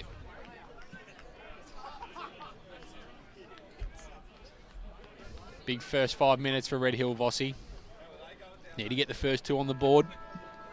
Siren sounds. We've got to start in the third quarter. 2 rucks do battle. Finlay Bain is able to get the clearance, although Tom Small can't control the ball. That Red Hill player just exuberates the contact. Vossi, he goes forward a bit, but he's got a free kick. Red Hill looks to go long inside forward 50, looking for Ravenhall. He's not able to take the mark. Irving, Lonsdale looking to get the crumb off him. Cole's been good for Mount Eliza. He looks to switch the ball. Found Nelms. He goes over the top. He's found McKinnon. Another high ball. Mount Eliza player there, able to take the mark on the wing. Looks inside at the moment, but he's going to go long. Great mark and good set of jukes from Lockie Williams. Vossi, we've mentioned him a few times. Mount Eliza go long forward. Red Hill able to get a spoil away. Josh Mould picks the ball up.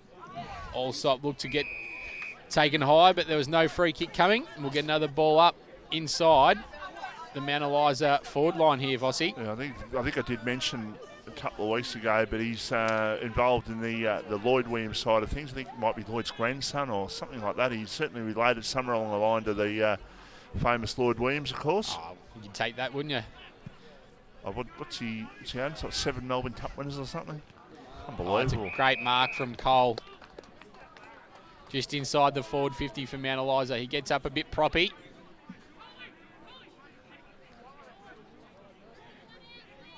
He's going to go back, though, and shoot for Mount Eliza's 9th goal. Mount Eliza 8-2-50. Red Hill 4-3-27 on the Premier Traditional Home scoreboard. Nearly 2 minutes gone in the third.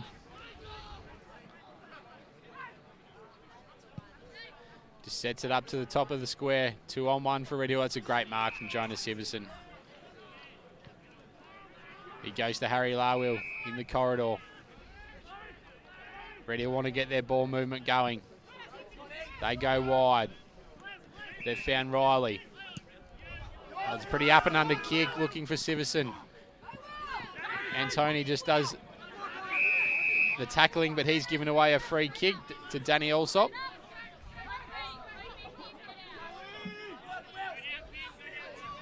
Got a good game for Red Hill this afternoon. He goes in short. Mark taken there by Lonsdale, who switches play towards the centre of the ground. Delago's got it.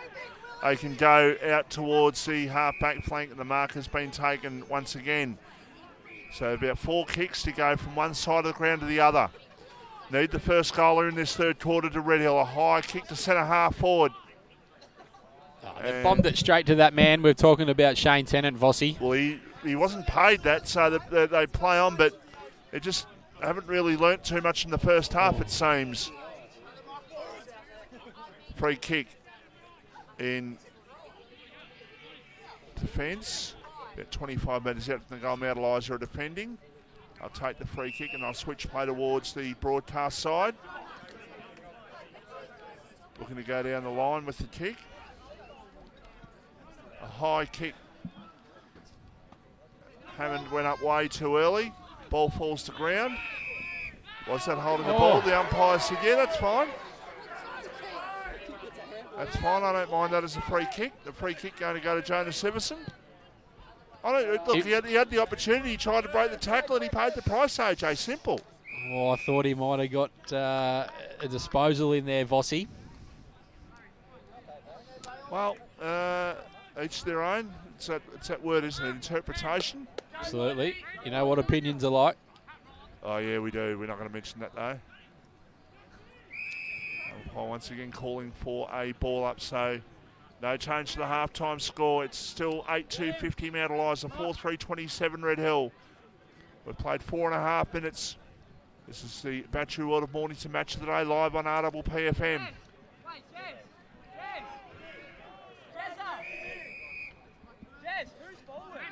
23 points up at the moment, Mount Eliza over Red Hill in the Anzac Day clash.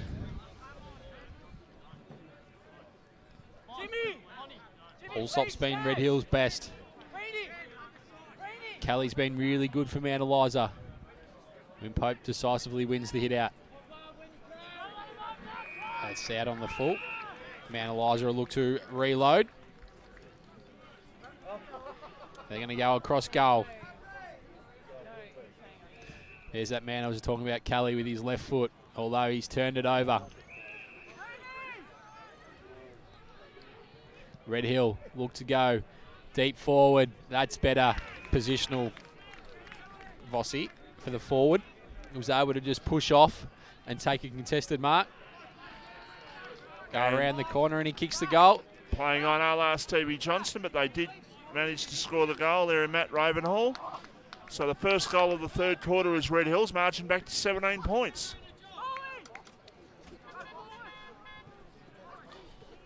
Have the overlap. The man of the people, Neil Craig, isn't he? Just standing over there, just chatting to people, a few beers. He's just a man of the people. Oh, yeah, look, it's hard to get him away from the microphone, to be honest. He loves it. He's a good man. Very good man. 6 minutes gone in the third quarter here.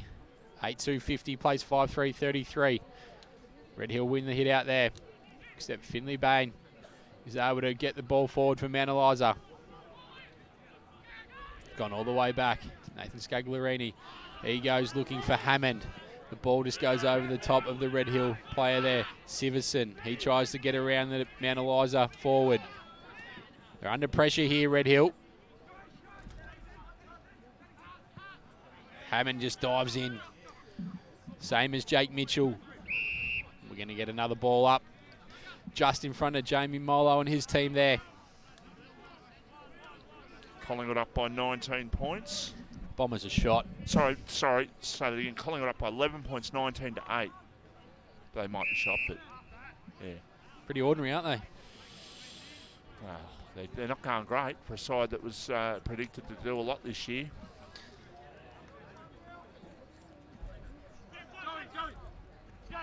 It's Mount Eliza. They're going to win a free kick here. against Sanders.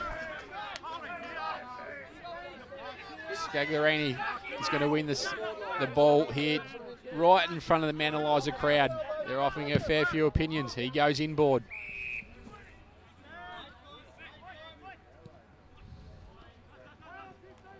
Bailey Welsh.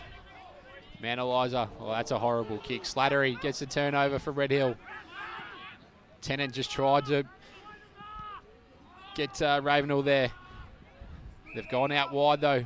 They had Red to, Hill, because if they went forward, Mount Eliza were just going to eat that ball up and go forward once again. Absolutely. Their position in the defence has been sensational today, Vossi. Red Hill go long now. See, look at that. Shocking.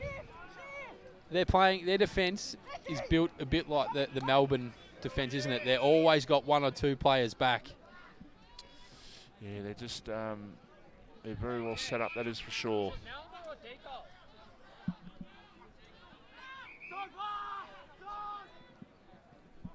So Simmons it is with the ball for Mount Eliza. He goes in towards the centre of the ground. Anthony just tapping the ball off the ground. Good tackle applied in the centre of the ground. The umpire letting play go on, not anymore. The umpire calling for a ball up. 8:2:50 Mount Eliza, 5:3:33 Red Hill. We've played 8.5 minutes. Premier Traditional Home scoreboard. Have we got a score from the Mornington Devon Meadows game? No, just the last score we had through was, I think must be half-time. 8:56 Devon Meadows, Mornington 4-6-30. Also, Mornington have kicked a couple of goals late there, Vossi. Well, they have, but... You're up and about a bit. Look, Devon are going along very well. As I said to you, I've got nothing really to do with the football club, AJ, so... Mount Eliza 8:2:50 plays Red Hill 5:3:33. 9 minutes gone in the third quarter. People confuse that at times, that I have involvement in both the footy club and the cricket club, but you very rarely see me at the football club. People will admit that. You do very rarely see me down there. You see me there less at the moment, considering my health battles in the last 6 months. You're about the Raiders, aren't you, Vossi? Well, I am, but even that's been a little bit of a hassle as well. With the I'd like to have a beer, but can't have a beer at the moment. So, yeah. As there's another ball up. Red Hills forward 50. Actually, just on the Raiders, they've got a ladies' day this Sunday. They've got 4 games all this Sunday. I think they're playing Parkdale this Sunday, and big opportunity for the Raiders in Division 1 to get off to a 2-zip start. That'd be a great start for them. We'll have to get down there and cover a game for the Raiders, Vossi.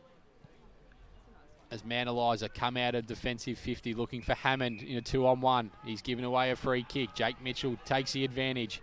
He uses his left going forward, but that man there, Shane Tennant, standing in the way. As the ball just bounces away from Watts there in defence for Mount Eliza. We'll get another throw in. That actually worked out well, because that was a poor kick off the boot, and Watts could have taken the mark and got it and run off, but as it is, it bounced away from him, and the ball's still in that attacking area for Red Hill, only about 20 metres out from the goal that they're attacking. Can they get another goal to maybe put some scoreboard pressure on? And the umpire says I'm going to ball the ball up, about 40 metres out from the Red Hill goal, who have the scoring in this third quarter. Starting to get a little bit chilly here at Emil Madsen Reserve. Quick snap, and is off target. And through for a behind. Shane Mitchell was the player who scored that point on that occasion. So Red Hill up to 5:35. Plays 8:2:50. In fact, it's 5:4:34 to 8:2:50. So the margin is 16 points. Mount Eliza have worked the ball up to the wing. They're able to have a bounce. They've got another one wide, but a great tackle from Marcus Delago. Not rewarded. Mount Eliza go inside forward 50, looking for Hammond. But Jake Mitchell, he's able to take a relieving mark. He's found Riley. 29! Riley's able to get and go. Max Morney there from Mount Eliza's given away a free kick. Luke Marquezani will take that. He handballs the ball off to Josh Mould. They've turned it over Red Hill. Mount Eliza through the middle. They've found Bailey Breen.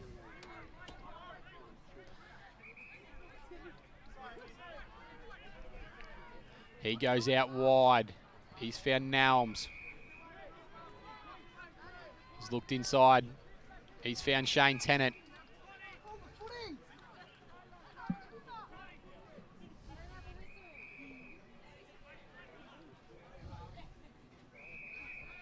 Bailey Breen's got the ball forward of centre for Mount Eliza. He drives it into the forward 50. Thanks, Johnny. Thank you. But standing tall there for Red Hill is Jonas Stevenson. But no, the umpire's given a free kick. Looks like against Harry Larwill. James Hammond's going to go back to shoot for Mount Eliza's 9th goal. 8-2-50 plays Red Hill 5-4-34. 13 minutes gone in the third quarter here. Premier Traditional Home Scoreboard. Match of the day, Battery World Mornington. It's Hammond.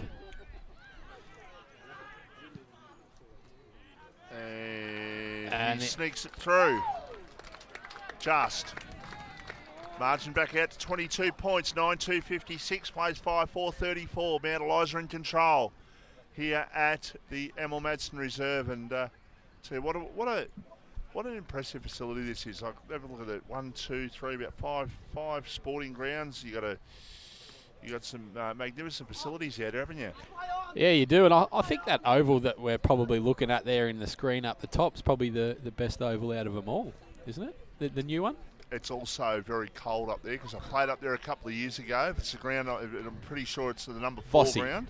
You've played everywhere. And it's very cold up there. You've played against everyone. You've played everywhere. I haven't played against you, AJ. No. It's a mark taken.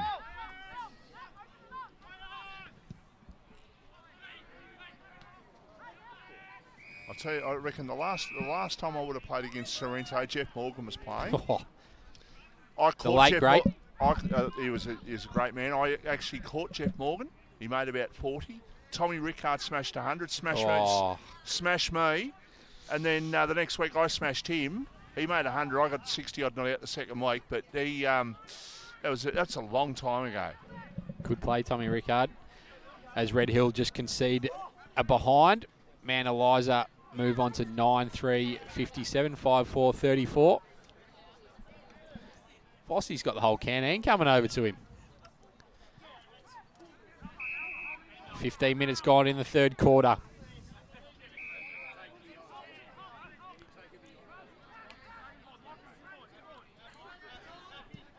Red Hill go down the line looking for Jonas Iverson. That's a big fire from James Hammond. Big golden fist contender there, Vossi. Yeah, they're going along okay here at the moment, Mount Eliza. Red Hill have asked a few more questions in this third quarter, but haven't been able to bridge that gap too much.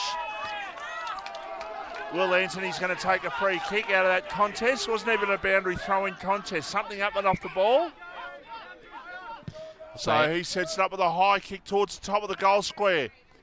Marking contest goes up off the hands and a snap at goal, and that is a goal. It's been tripped through by Scaglarini. So Mount Eliza back out there by 29 points, 10-3-63. Red Hill 5-4-34, and not sure what happened with that free kick, but very, very good play by Scaglarini off the back, ever the opportunist. Yeah, I don't think there was much in that free kick there, Vossi, but... I think it was for looked like almost a slap to the face, to be honest. Maybe the umpire just had enough. Well, it's 10-3-63, Red Hill 5-4-34. 16 and change gone in the third quarter. Vossi's going to have a 15-minute meal break. They've brought everything over to him from the canteen here. Snickers, Dim Sims, Coke Zeros, water, you name it. Just an update for you boys for Premier Traditional Homes in the other Anzac Day game on the Peninsula. Mornington and Devon Meadows. Devon 8-9-57, Mornington 4-8-32. Must be early into the third quarter there. And in the AFL, the MCG, 20 minutes in time on in the first quarter. Collingwood 3-2-20, Essendon 2-2-14. As Mount Eliza look to go into attack once again, they've found Lockie Williams on the forward flank. He's going back with a bit of intent here, Vossi. He thinks he can make the distance, but he's gone in short. He's found Bailey Breen, who just runs through the corridor. And he misses to the near side. 10-4-64 plays Red Hill, 5-4-34, 17 and a half gone. I think they might have had an element of set play about that. I think Bailey Breen just sort of stayed there and waited, and Williams went with a short pass while everyone sort of sucked back towards the goal square. As it was, he missed the shot, so it wasn't the worst possible result there as far as Red Hill were concerned. They do need the next goal. We do have what we consider to be the scoring end down to the left-hand end in this third quarter, but have only scored the one goal, whereas Mount Eliza have scored a couple in this third quarter. Hand pass to Tennant. He was besieged, Shane Tennant. That's the way. Get in there, make him earn it.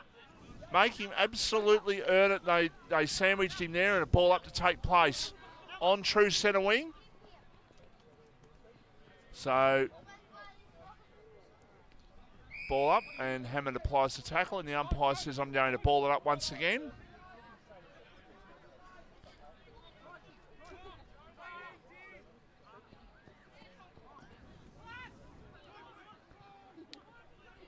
So hand pass towards Allsop, he was tackled.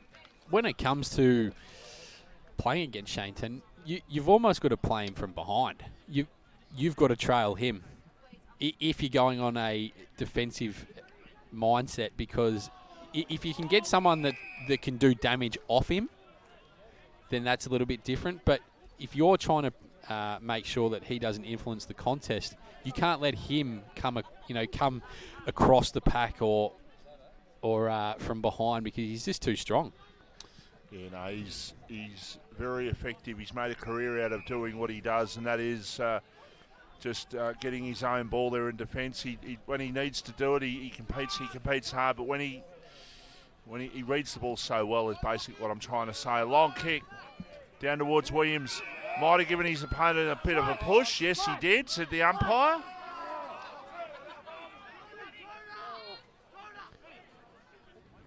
So Severson with the ball.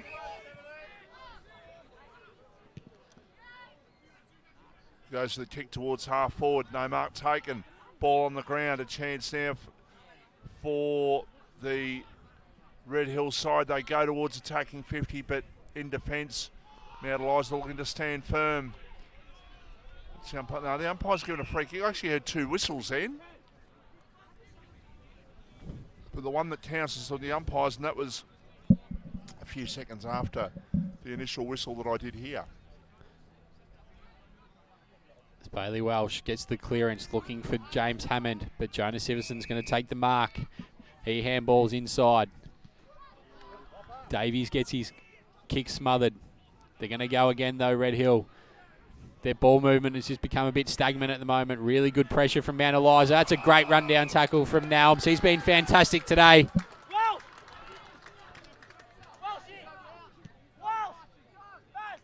He set his teammate a bit of a task there though, but he's good enough just to bring it forward. Cole tries to get through. Great tackle there from Red Hill. And we're going to get another ball up just inside the forward 50 for Mount Eliza. 10-4-64 plays Red Hill, 5-4-34.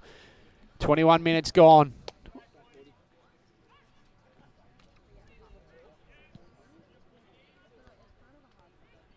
A quick kick at goal for Mount Eliza. Another point. So I've been able to find out there, Vossi, who Liam Boyd was 51 for Mount Eliza, but he's the one that's come off, and I think he's got 16 on. Okay. There's the answer to one of your questions. There's a few sort of number issues out there. Ball to be thrown back into play right in front of the Red Hill interchange bench. Breen tried to charge through, wanted a free kick. The umpire said no. Ball at the top of the goal square here for Mount Eliza. They can pick the ball up. They might be half a chance, but the umpire says I'm going to ball it up once again. 22 minutes played in the third quarter, so Red Hill, after their early initial time in this third quarter, have managed very little. And Mount Eliza have extended what was their half-time lead by a couple of goals and are looking very strong in this game. I guess the big thing for both sides, as Nelms has got it, 40 metres out from goal. He has the shot and he puts it through. Standing start kick there, but a goal from out of Eliza. They're up by 37 points. I suppose the thing is now, last quarter, managing the players in such a way, because you've only got a 4 to 5 day turnaround before the next game, and whereas they play Rosebud, who have had an extra 2 days. Red Hill played YCW, have had an extra 2 days. Just got to manage the bodies. I know it's not AFL, but it's more professional than what it used to be, AJ, and it's got to manage the bodies well. Yeah, it is, but I think you'll find that they just won't train tomorrow night, or they'll get together and do some recovery down at the beach or something of the like, and then they'll go again Thursday, probably have a lighter session, and then they'll be right for Saturday, Vossi. They're not like us, who can't back up. As Mount Eliza get another clearance through Bain, they look to go forward, but standing there for Red Hill is Jonas Siverson. He's come into the game a bit in this third quarter.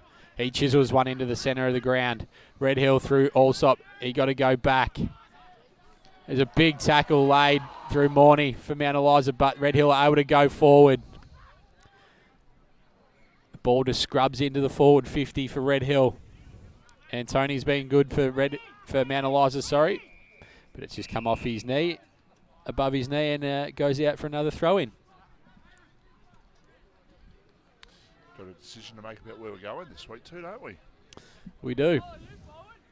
We'll let the listeners know that a little bit later on before we finish up this afternoon where we are in fact going on Saturday. Ball up once again to take place. Left half 40 for Red Hill, who are down on the scoreboard by 37 points, and well, this is a real opportunity for them today to perhaps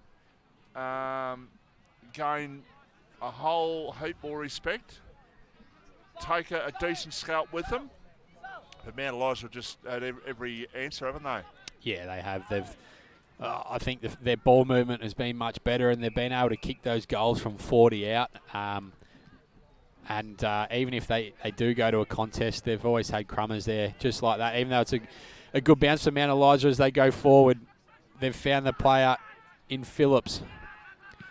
Hammond goes over his shoulder to the goal square. But a fantastic mark from Danny Allsop. Once again, he's been fantastic for Red Hill. Out to Jonas Siverson. There's going to be a reversal here. Silly from Harry Wynn-Pope. And Mount Eliza are going to kick for goal for their 12th goal after the three-quarter time siren. That's the thing with the timetable today. It's been a lot of time on, has there? No. Maybe he's on a time limit, Vossi. Maybe they might be an Essendon or a Collingwood supporter, maybe looking to get home. And no, I don't think they'll be a Essendon supporter. Maybe a Collingwood supporter. So this to make the margin 43 points. Has the shot. And it fades. And it was off target, but it was touched just before it reached the line. So at three-quarter time, it's 11-5-71 Mount Eliza, 5-4-34 Red Hill. We'll take a break. And you're with RPPFM, your home of Peninsula football. On the 25th of April each year, we honour all Australians who have served in uniform, and particularly those who gave their lives for our nation. Anzac Day enables us to reflect as a nation on our values, our traditions, and to show our appreciation for all who served to protect our way of life. Although the date marks the anniversary of the Anzacs landing on Gallipoli in 1915, it is now our National Day of Remembrance. While it has different meanings for each Australian, above all, it's about respecting the day. Respect the Day reminds people of the special significance of Anzac Day, and to encourage Australians to reflect on how we should behave on this sacred day. Australia is a free and democratic nation. We're a diverse people, but we live together in harmony. Our rights, our freedoms, the right to vote, freedom of expression, to live the way that we choose, These are the freedoms and rights that define us as a people. Over more than 100 years, these freedoms and rights have been defended and protected by Australian men and women who wear and have worn the uniform of our three services. The ceremonies and services that take place on Anzac Day are for all Australians. From the dawn service to the last post, these traditions are a chance to reflect upon the losses suffered, the sacrifices made, and the need to strive for peace where possible. While Anzac Day is always a sombre occasion, as a nation we have also found other ways to celebrate the lives of our fallen in a positive and uplifting light. This Anzac Day, many will rise early to attend traditional dawn services held at local RSL clubs, sub-branches and memorials throughout the country. These rituals are firmly established as part of our national culture. The spirit of Anzac, with its qualities of courage, mateship and sacrifice, continues to have meaning and relevance for our sense of national identity. Mateship was a big part of the Anzac spirit, which helped many diggers get through the horrors of the trenches and battlefields. Mateship is an important part of Australian culture as we know it, and it's important for young people to continue to look out for each other. Anzac Day is a day to celebrate the Australian spirit. Anzac Day is one of Australia's most important national days. The men and women who have served our nation, protecting us and fighting for the freedoms we enjoy, have made enormous sacrifices. Many have paid with their lives, and many more have suffered both physical and mental scars. Not only have they made these sacrifices, but so have their families. In every war, there are massive casualties and loss of life. War and conflict impacts every family and every community. We remember Anzac Day to remind us all of the huge price that was paid when the war was waged.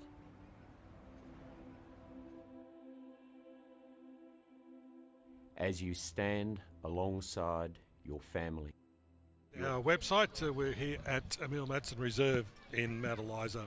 It's 3/4 time, 71-34 Mount Eliza over Red Hill. Before we go back to the boys, the last score we had through from the other Anzac Day clash at Mornington, Devon Meadows were leading 9-9-63. Devon Meadows to Mornington's 5-8-38. And in the AFL, of course, the traditional clash between Collingwood and Essendon at the MCG, and 4 minutes into the second quarter, Collingwood 3-2-20, Essendon 2-2-14.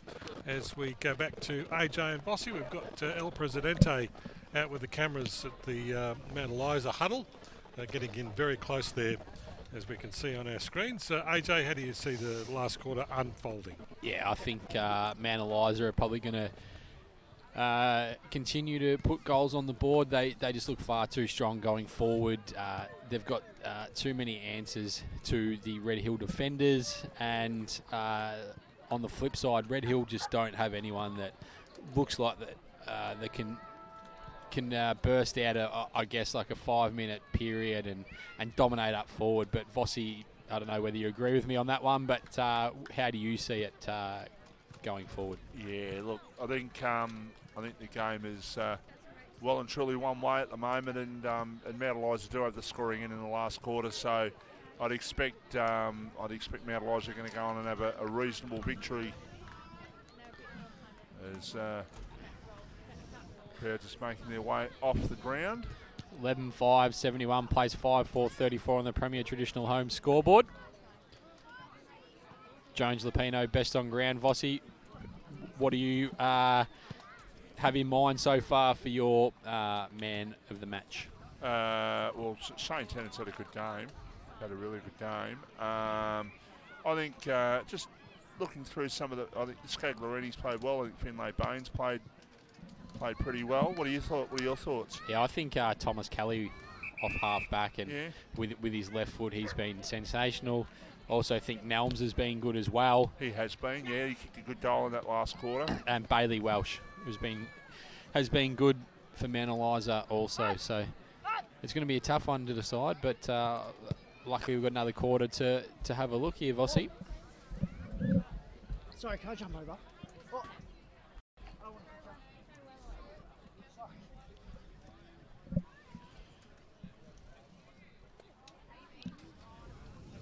Scores level in Essendon versus Collingwood.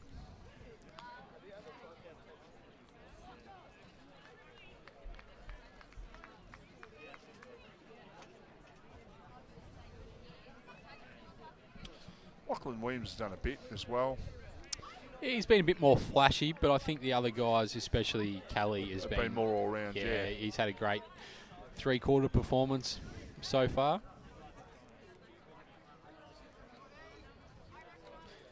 As we're about to get underway in the fourth quarter here at Mount Eliza. Battery World Mornington match of the day on Anzac Day. Mount Eliza currently leads 71-34 as a siren sounds to start the fourth quarter. Ruckman do battle. Finlay Bain picks the ball up. He's tackled immediately and we'll get another throw up.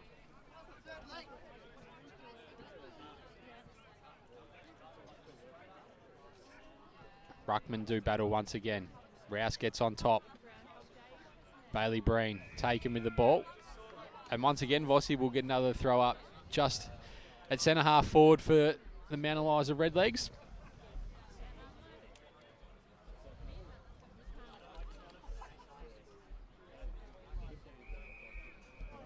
And you wouldn't believe it, we've got another one. Just an update for Premier Traditional Homes boys. Mornington fighting back at that other clash this afternoon. Devon Meadows 10-9-69, Mornington 7-10-52. As Mount Eliza win the ball away from the stoppage, here's our man Kelly. He tries to get on his left. He goes with the hands instead. Bain, he finds his left. He goes inside forward 50, looking for the target there in Max Morney. He's not able to take the mark. They get it wide into that man Williams. He looks back into the corridor. He's got a couple of players there. No one able to take the mark. Although off the crumbs, that was the player in Phillips. He has a shot at goal. And it's gone through to the near side for a behind. 11-6-72 plays Red Hill 5-4-34. A minute and a half gone in the last quarter. Vossi. It must be late third quarter of the game at Alexandra Park, Craig. You'd expect it would be pretty close to three-quarter time, actually, or maybe a little bit to go. Red Hill have got the ball up to centre half forward through the services of Irving. There's some great work down there from Zach Rouse for Mount Eliza. He's able to get the ball through. And Red Hill cannot get their sixth goal of the day. It was just kicked too high there, which enabled the Mount Eliza defence to get back and make sure that any danger was averted. So Red Hill up to 5-5-35, Mount Eliza 11-6-72. Finlay Bain, who's got the ball, defensive side of centre wing. He's got a half-back flank, he goes in short. Mark has been taken. They can get it and go. They go with a long kick down towards half forward. But a good mark in defence there taken for Red Hill.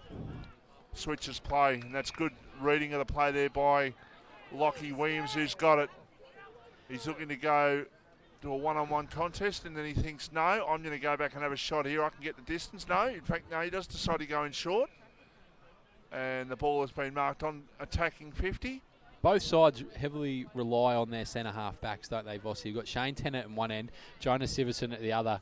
But Mount Eliza haven't allowed Siverson to dominate in the air and be a presence like Tennant has been able to do for Mount Eliza. Siverson's been okay, but yeah, it's different end of the spectrum for both of them at the moment. So Bailey Breen with the ball. He's the one that's going to go back from 55. He goes in short, so where's the defence there, AJ? That was pretty poor. They can play on here. Finlay Bain goes in short and go towards the line. In fact, it's taken away for Red Hill out towards half-back. They've got the numbers here, Mount Eliza. If they can just get the ball over. Now the cavalry arrives. Now quick kick up the line. And that's taken here for Mount Eliza. They can get there and go. Just calling for the switch. Oh, that's a poor kick. Mark taken by Irving. They can get it and go here, Red Hill. A hand pass to Allsop. He goes through two tackles and then turns back and gets a hand pass, but he was tackled and holding the ball decision.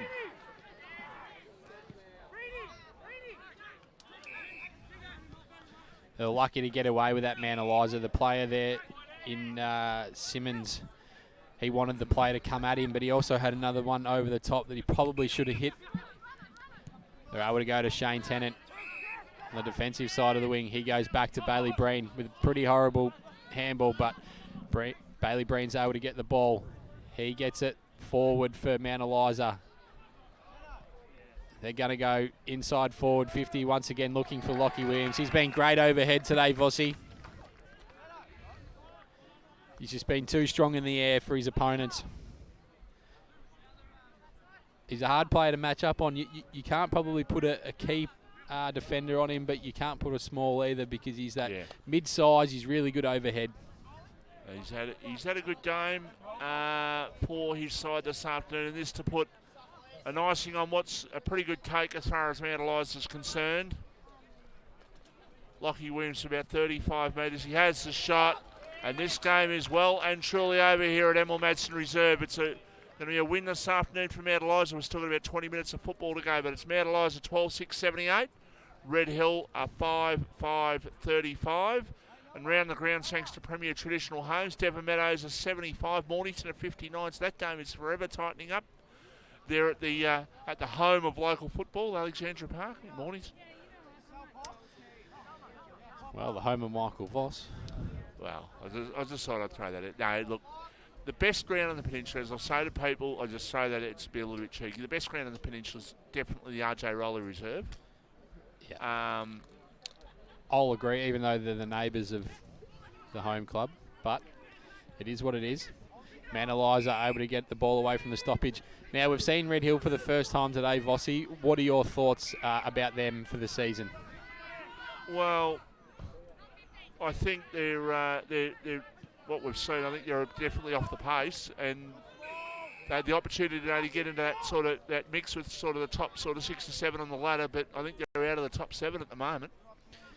Yeah, they haven't had a forward since like a big key forward since I think the guy, his name escapes me. I think he was on North Melbourne's list for a couple of years. He came down maybe probably 6 or 8 years ago, but his name's escaped me now. But they just don't have that big key forward they can rely on kicking a big bag, do they? Well, we're only 3 games into the season, but when you consider that, well, you'd say the Bombers, Mount Eliza, YCW, and Mount Eliza, and you throw in Sereno, and there's 5 sides for you, and throw in Dramata. Well, there's 6 sides that are probably better off than where Red Hill are at the moment. So at best, they're 7th best in the competition, AJ, and they're not being harsh and just being realistic. Yeah, I agree. I wasn't thinking of Jared Douglas, but there was another guy that they got to come down. But I'll have a look at that and try and find his name. But you do the call for a bit there, Vossi. Switch towards half-back. The mark has been taken by Severson, who's got it. He goes towards the centre of the ground now. The mark has been taken for Red Hill. They can go towards half-forward. Going up with the Bridgestone Select Mornington contender, or going up for a contender there, but not quite grabbing it now. Mount Eliza with the ball through Nelms, who's got it. He switches it around the corner towards half-forward. Oh, that's tackle high. Where's the umpire? There's the umpire. I lost the umpire there. I'm going to say no one's given a free kick there, but that was a free kick for too high, and very much so. Gentlemen, for Premier Traditional Homes, that's the 3/4 time score at Mornington. Devon Meadows 15 points up. So kick towards about 35 metres out from the goal that they're attacking, and Mount Eliza take the mark, and I think it's Hammond who's got it. And he will go back and have a shot from directly in front, and this to make the margin out to 49 points. I wasn't able to find the name of the player I was thinking of, but it might have come there. Ben Hughes, possibly. You might not have seen him too much. I think he might have been on North's list. He was a big key forward, but anyway. Mount Eliza have got another behind on the board. 12-7-79 plays Red Hill, 5-5-35. 9 minutes gone in the 4th quarter here on the Premier Traditional Home scoreboard. Jake Mitchell's going to do the kicking in for Red Hill, he takes a bounce. He goes out to the far side. Looking for Ravenel, but he's not able to take the mark. Great spoil out from Mount Eliza. And we'll get a throw in. Mornington 60, Devon 75. As we mentioned, 3/4 time there. Will Mornington change the tide and come home with a wet sail this week, Sus? You're up and about in the back there, poking your head around.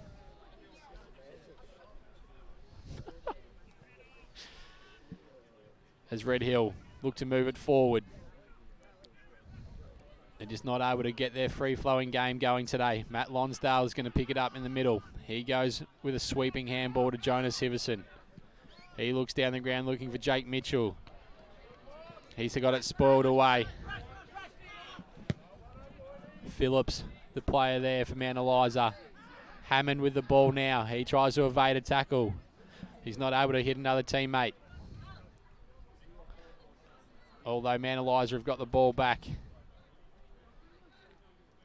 Kelly's just slung around without the ball. Ball's just bouncing around in a bit of a stalemate at the moment, Vossi. Mould comes out with it. It's just going a bit like a ping pong ball there, just bouncing around. Patterson, who's had a very quiet game up forward for Red Hill. He looks with a high ball looking for Harry Larwill. He wants body contact. He's going to win a free kick for in the back. Unlucky against the Mount Eliza defender, but the right call was made.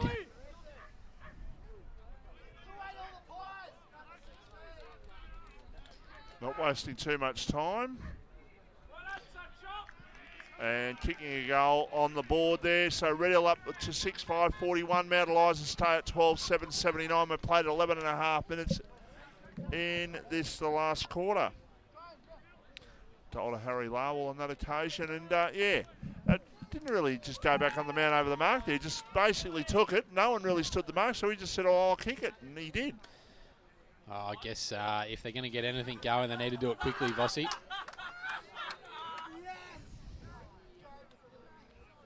The Amber Ales have certainly starting to take effect to the right, Vossi. Yeah.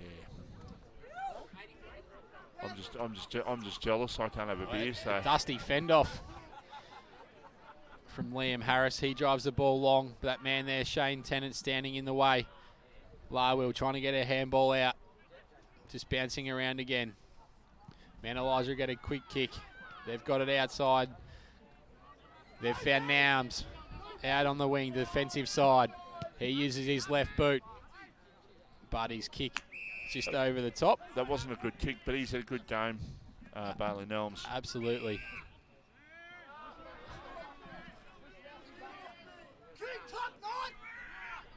Siverson just has a little chat to the bench. Braden Nelms, I should say, not Bailey Nelms. That man, Shane Tennant, is too big and too strong once again.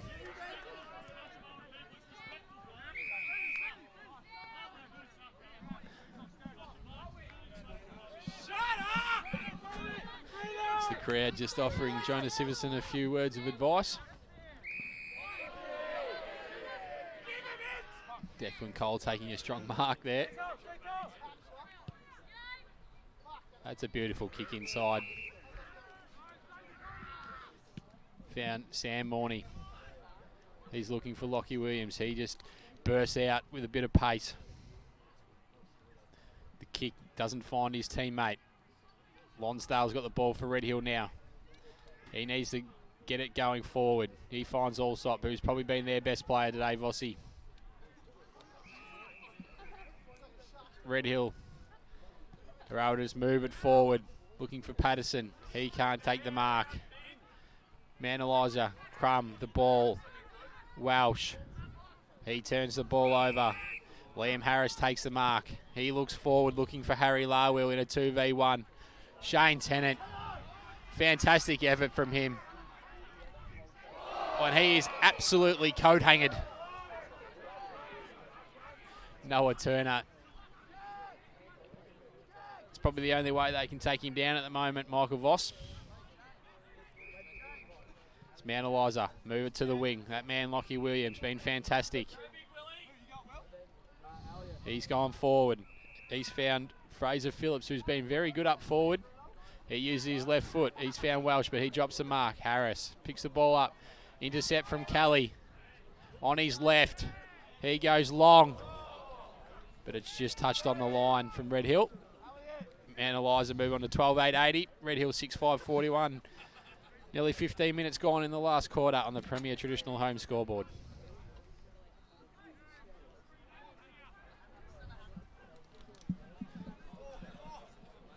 And that is a shocking kick in from Red Hill. Declan Cole's got the ball. He goes in short. He's found Nathan Scagliarini there. And that just sums up Red Hill's game today, Michael Voss. Yeah, look, hasn't been a good day for them. 39 points as a margin. Probably lucky it's only that on the scoreboard. Scagliarini a shot. He just basically went about 2 steps and just hooked it around the body and an easy goal. 13.886, plays 6.541. Margin is 45 points on the Premier Traditional Homes scoreboard, and he's had a good game this afternoon as Nathan Scagliarini.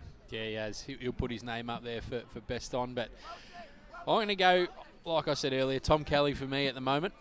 He's been great off half-back. I think Braden Nelms, I think, is certainly a lot of hands on the ball in the second half. I think he's right up there as well. Those left footers have done the job for Mount Eliza today. Use their run, use their ball movement really well. So it's left footers. It's not the right footers. It's the left footers that just cut you up. If you're a good left footer, you can cut an opposition up. That's for sure. Yeah, and Kelly kicks the ball a lot like Matty Suckling off half-back. Beautiful kick of the ball, Matty Suckling. As we've got another throw-up about to take place on the attacking side of the centre circle from Mount Eliza here. They lead 13.886, Red Hill 6.541. 45-point margin at the moment.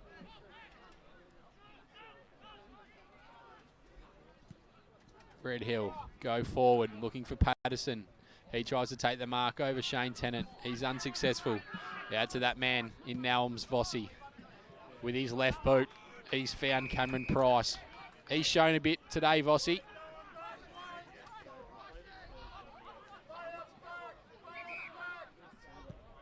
He looks to go in short with a great lead, but he's not able to take the mark there in Jordan Rouse. But another turnover for Red Hill. And Tony just goes short to Bailey Breen. He goes in short once again. He's found that man in Kelly.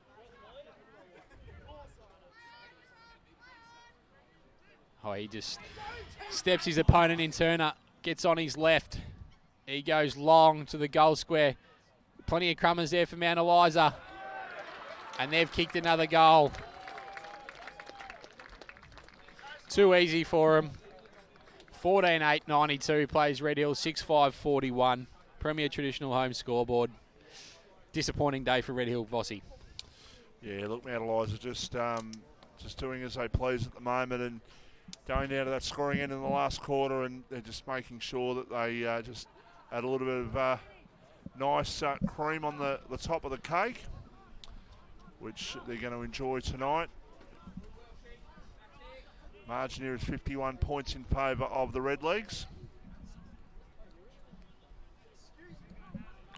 Still 15 points the margin at Alexandra Park in Mornington, with Devon Meadows in control of that one. They have been all day. Mornington playing catch-up. Apparently, Lockie Susovic didn't have a great first quarter. That's why we haven't heard the president up and about, jumping around in the back.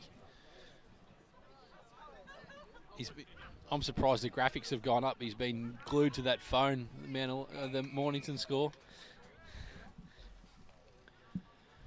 Nearly 19 minutes played here in the last quarter. Mount Eliza 14.892 plays Red Hill 6.541. Jake Mitchell, quick kick away from the stoppage. And Tony takes another mark. He's been good in defence for Mount Eliza. He's gone out and found Watts. He's gone a little bit forward, but a little bit wider to McKinnon. He comes back into Tennant, although Bailey Breen just drops in front of him. Sam Morney, he's got Jordan Rouse out, but he's gone into the centre with Tom Kelly. He's on his left again. You can see that comparisons to Matty Suckling there, Vossi. Ball just sits for Phillips. He looks in. He turns the ball over. Another intercept mark for Red Hill. But they're going to turn the ball over. Lockie Williams. Scaglarini just off the ground. Quick shot at goal. Another behind. 14-9-93, 6-5-41. 20 minutes played in the fourth quarter for Premier Traditional Homes. Red Hill looking to bring the ball down. They're in the centre of the ground. Now they go inside attacking 50. Good defence there by Anthony, just knocking the ball away. Ball picked up by that said player and Anthony. Now they go out towards half back, but there's a good tackle applied and Red Hill will win out with a high kick now inside attacking 50, going up Lowell. Couldn't take the mark, ball on the ground. A chance for a quick kick around the corner towards the top of the goal screen. In fact, in the goal screen, it's been marked there for Mount Eliza. They can play on. And they go out towards half back. Now the kick in short. Hammond's got it. Hammond goes in short. Mark taken by Finlay Bain, who's got it. He goes with a long kick towards centre half forward. They might get a late one here. Scaglarini was tackled. He wanted the free kick for without the ball. He probably had a case for it. As it is, the short pass goes in.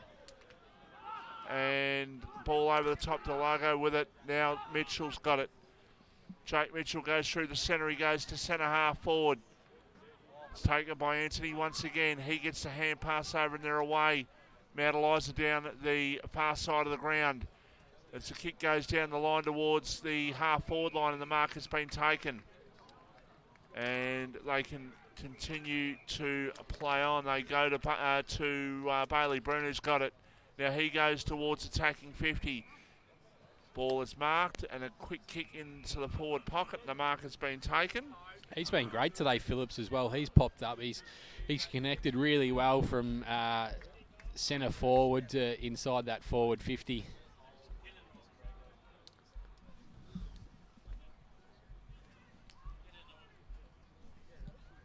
Oh, Mornington 68, Devon 75. They're on the march, Fossey. They're coming back.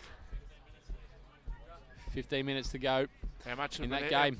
How much of an effort has it been to get back, though? That's the big thing. How much have Mornington got left? How much have Devon got left? Sometimes, though, when you got that momentum, it doesn't matter how much you've spent. It just continues to go on. They need to get this next one. Then it gets really tight. Very much so. 22.5 minutes played in the last quarter. Margin is 53 points in favour of the home side, the Mount Eliza Redlegs. Done it very well this afternoon. I think, as you said, touched on earlier, AJ, I reckon it's going to be a very light week on the track. Maybe tomorrow it might be catch up at someone's house, maybe jump in the pool. Be a tough day on the tools for the tradies tomorrow. Yeah, I reckon they might even have a day off as well. Mind you, it's good enough for my physio and my O2s to be doing it, so it's good enough for anyone else at the moment, it seems. You don't seem happy with your physios at the moment, Michael Voss. No, maybe that's the next volatile Vossi. No, I'm not. No, I'm not happy because I should be better than what I am at the moment, and unfortunately, I'm not getting the treatment that I should be getting. And I know people are out there struggling like me, but there is a case in point that it should be a lot better than what it is at the moment. And no, I'm not very happy. Ball bounces back towards Allsop, who goes with a quick kick towards half forward. And the ball goes over the line. Over the line in front of Thomas Kelly there. 24 minutes played in the last quarter, only a couple of minutes to go in this game. Just ring the siren now, Vossi. I think that's probably the best thing you could do, considering the sides have got another game of football to play this week. That should have been tackled without the ball there. Allsop was the man who wanted the free kick. He should have got it too.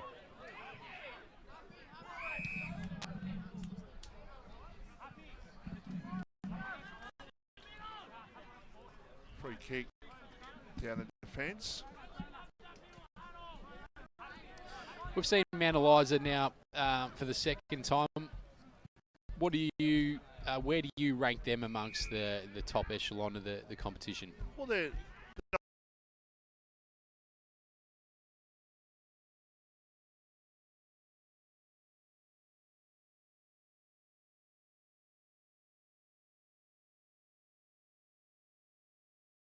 94, Red Hill 6:5:41. The last is 24 minutes I think and a half. one thing's for sure. It was 12? No, 10. No, it's 10. 10.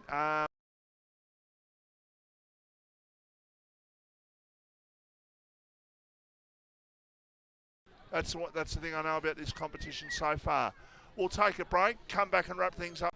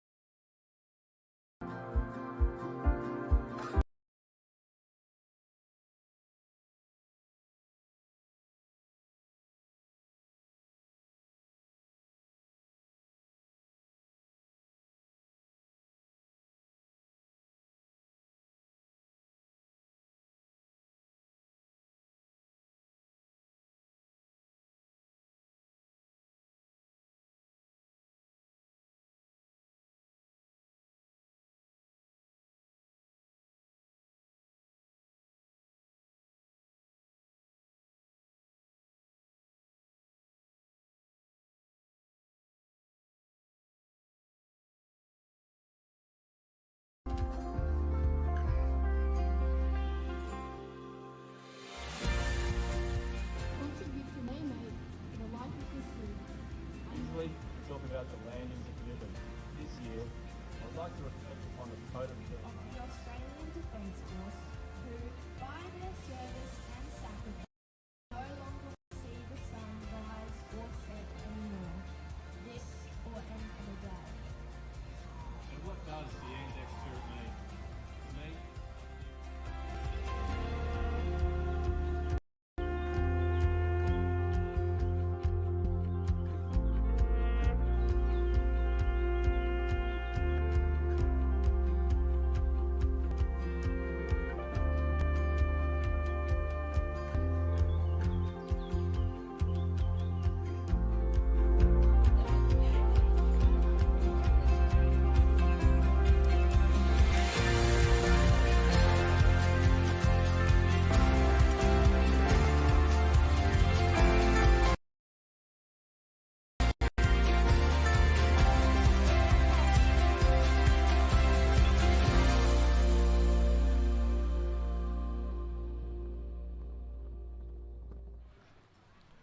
And welcome back to Emil Madsen Reserve.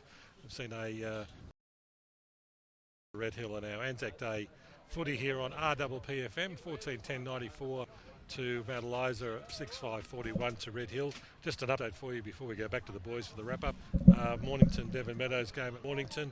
We're probably about, maybe 20 minutes into the last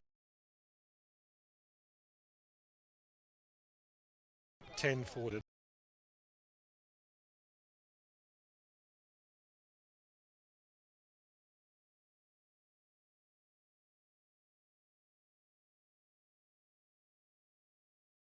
Little quick wrap up here, Vossi. Mount Eliza too strong, 14:10:94. Sorry, 6:5:41. Standout players for mine. Thomas Kelly for best on. So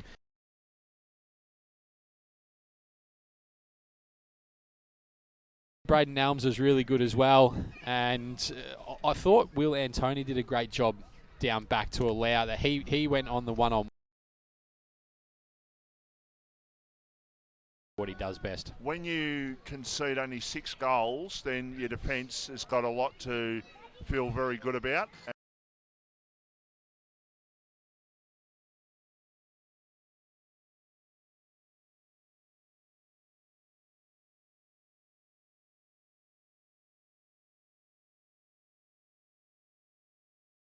that won't be too big a week this week. They're playing at a very wide, expansive Olympic Oval this week, I believe. I think they're playing down at Rosebud on Saturday.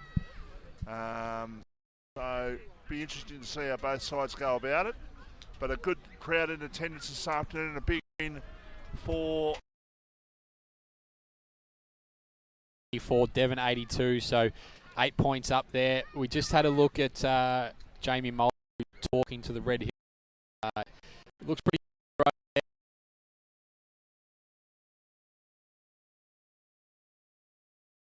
there. They'll need to bounce back, and I guess, like we said, they're probably in that middle of the pack sort of team at the moment, Vossi. Yeah, like I said, I named 6 sides immediately ahead of them. So I think, what have you got down there? Well, the 4 that I haven't mentioned, Mpnfl, Pines, and obviously Red Hill. So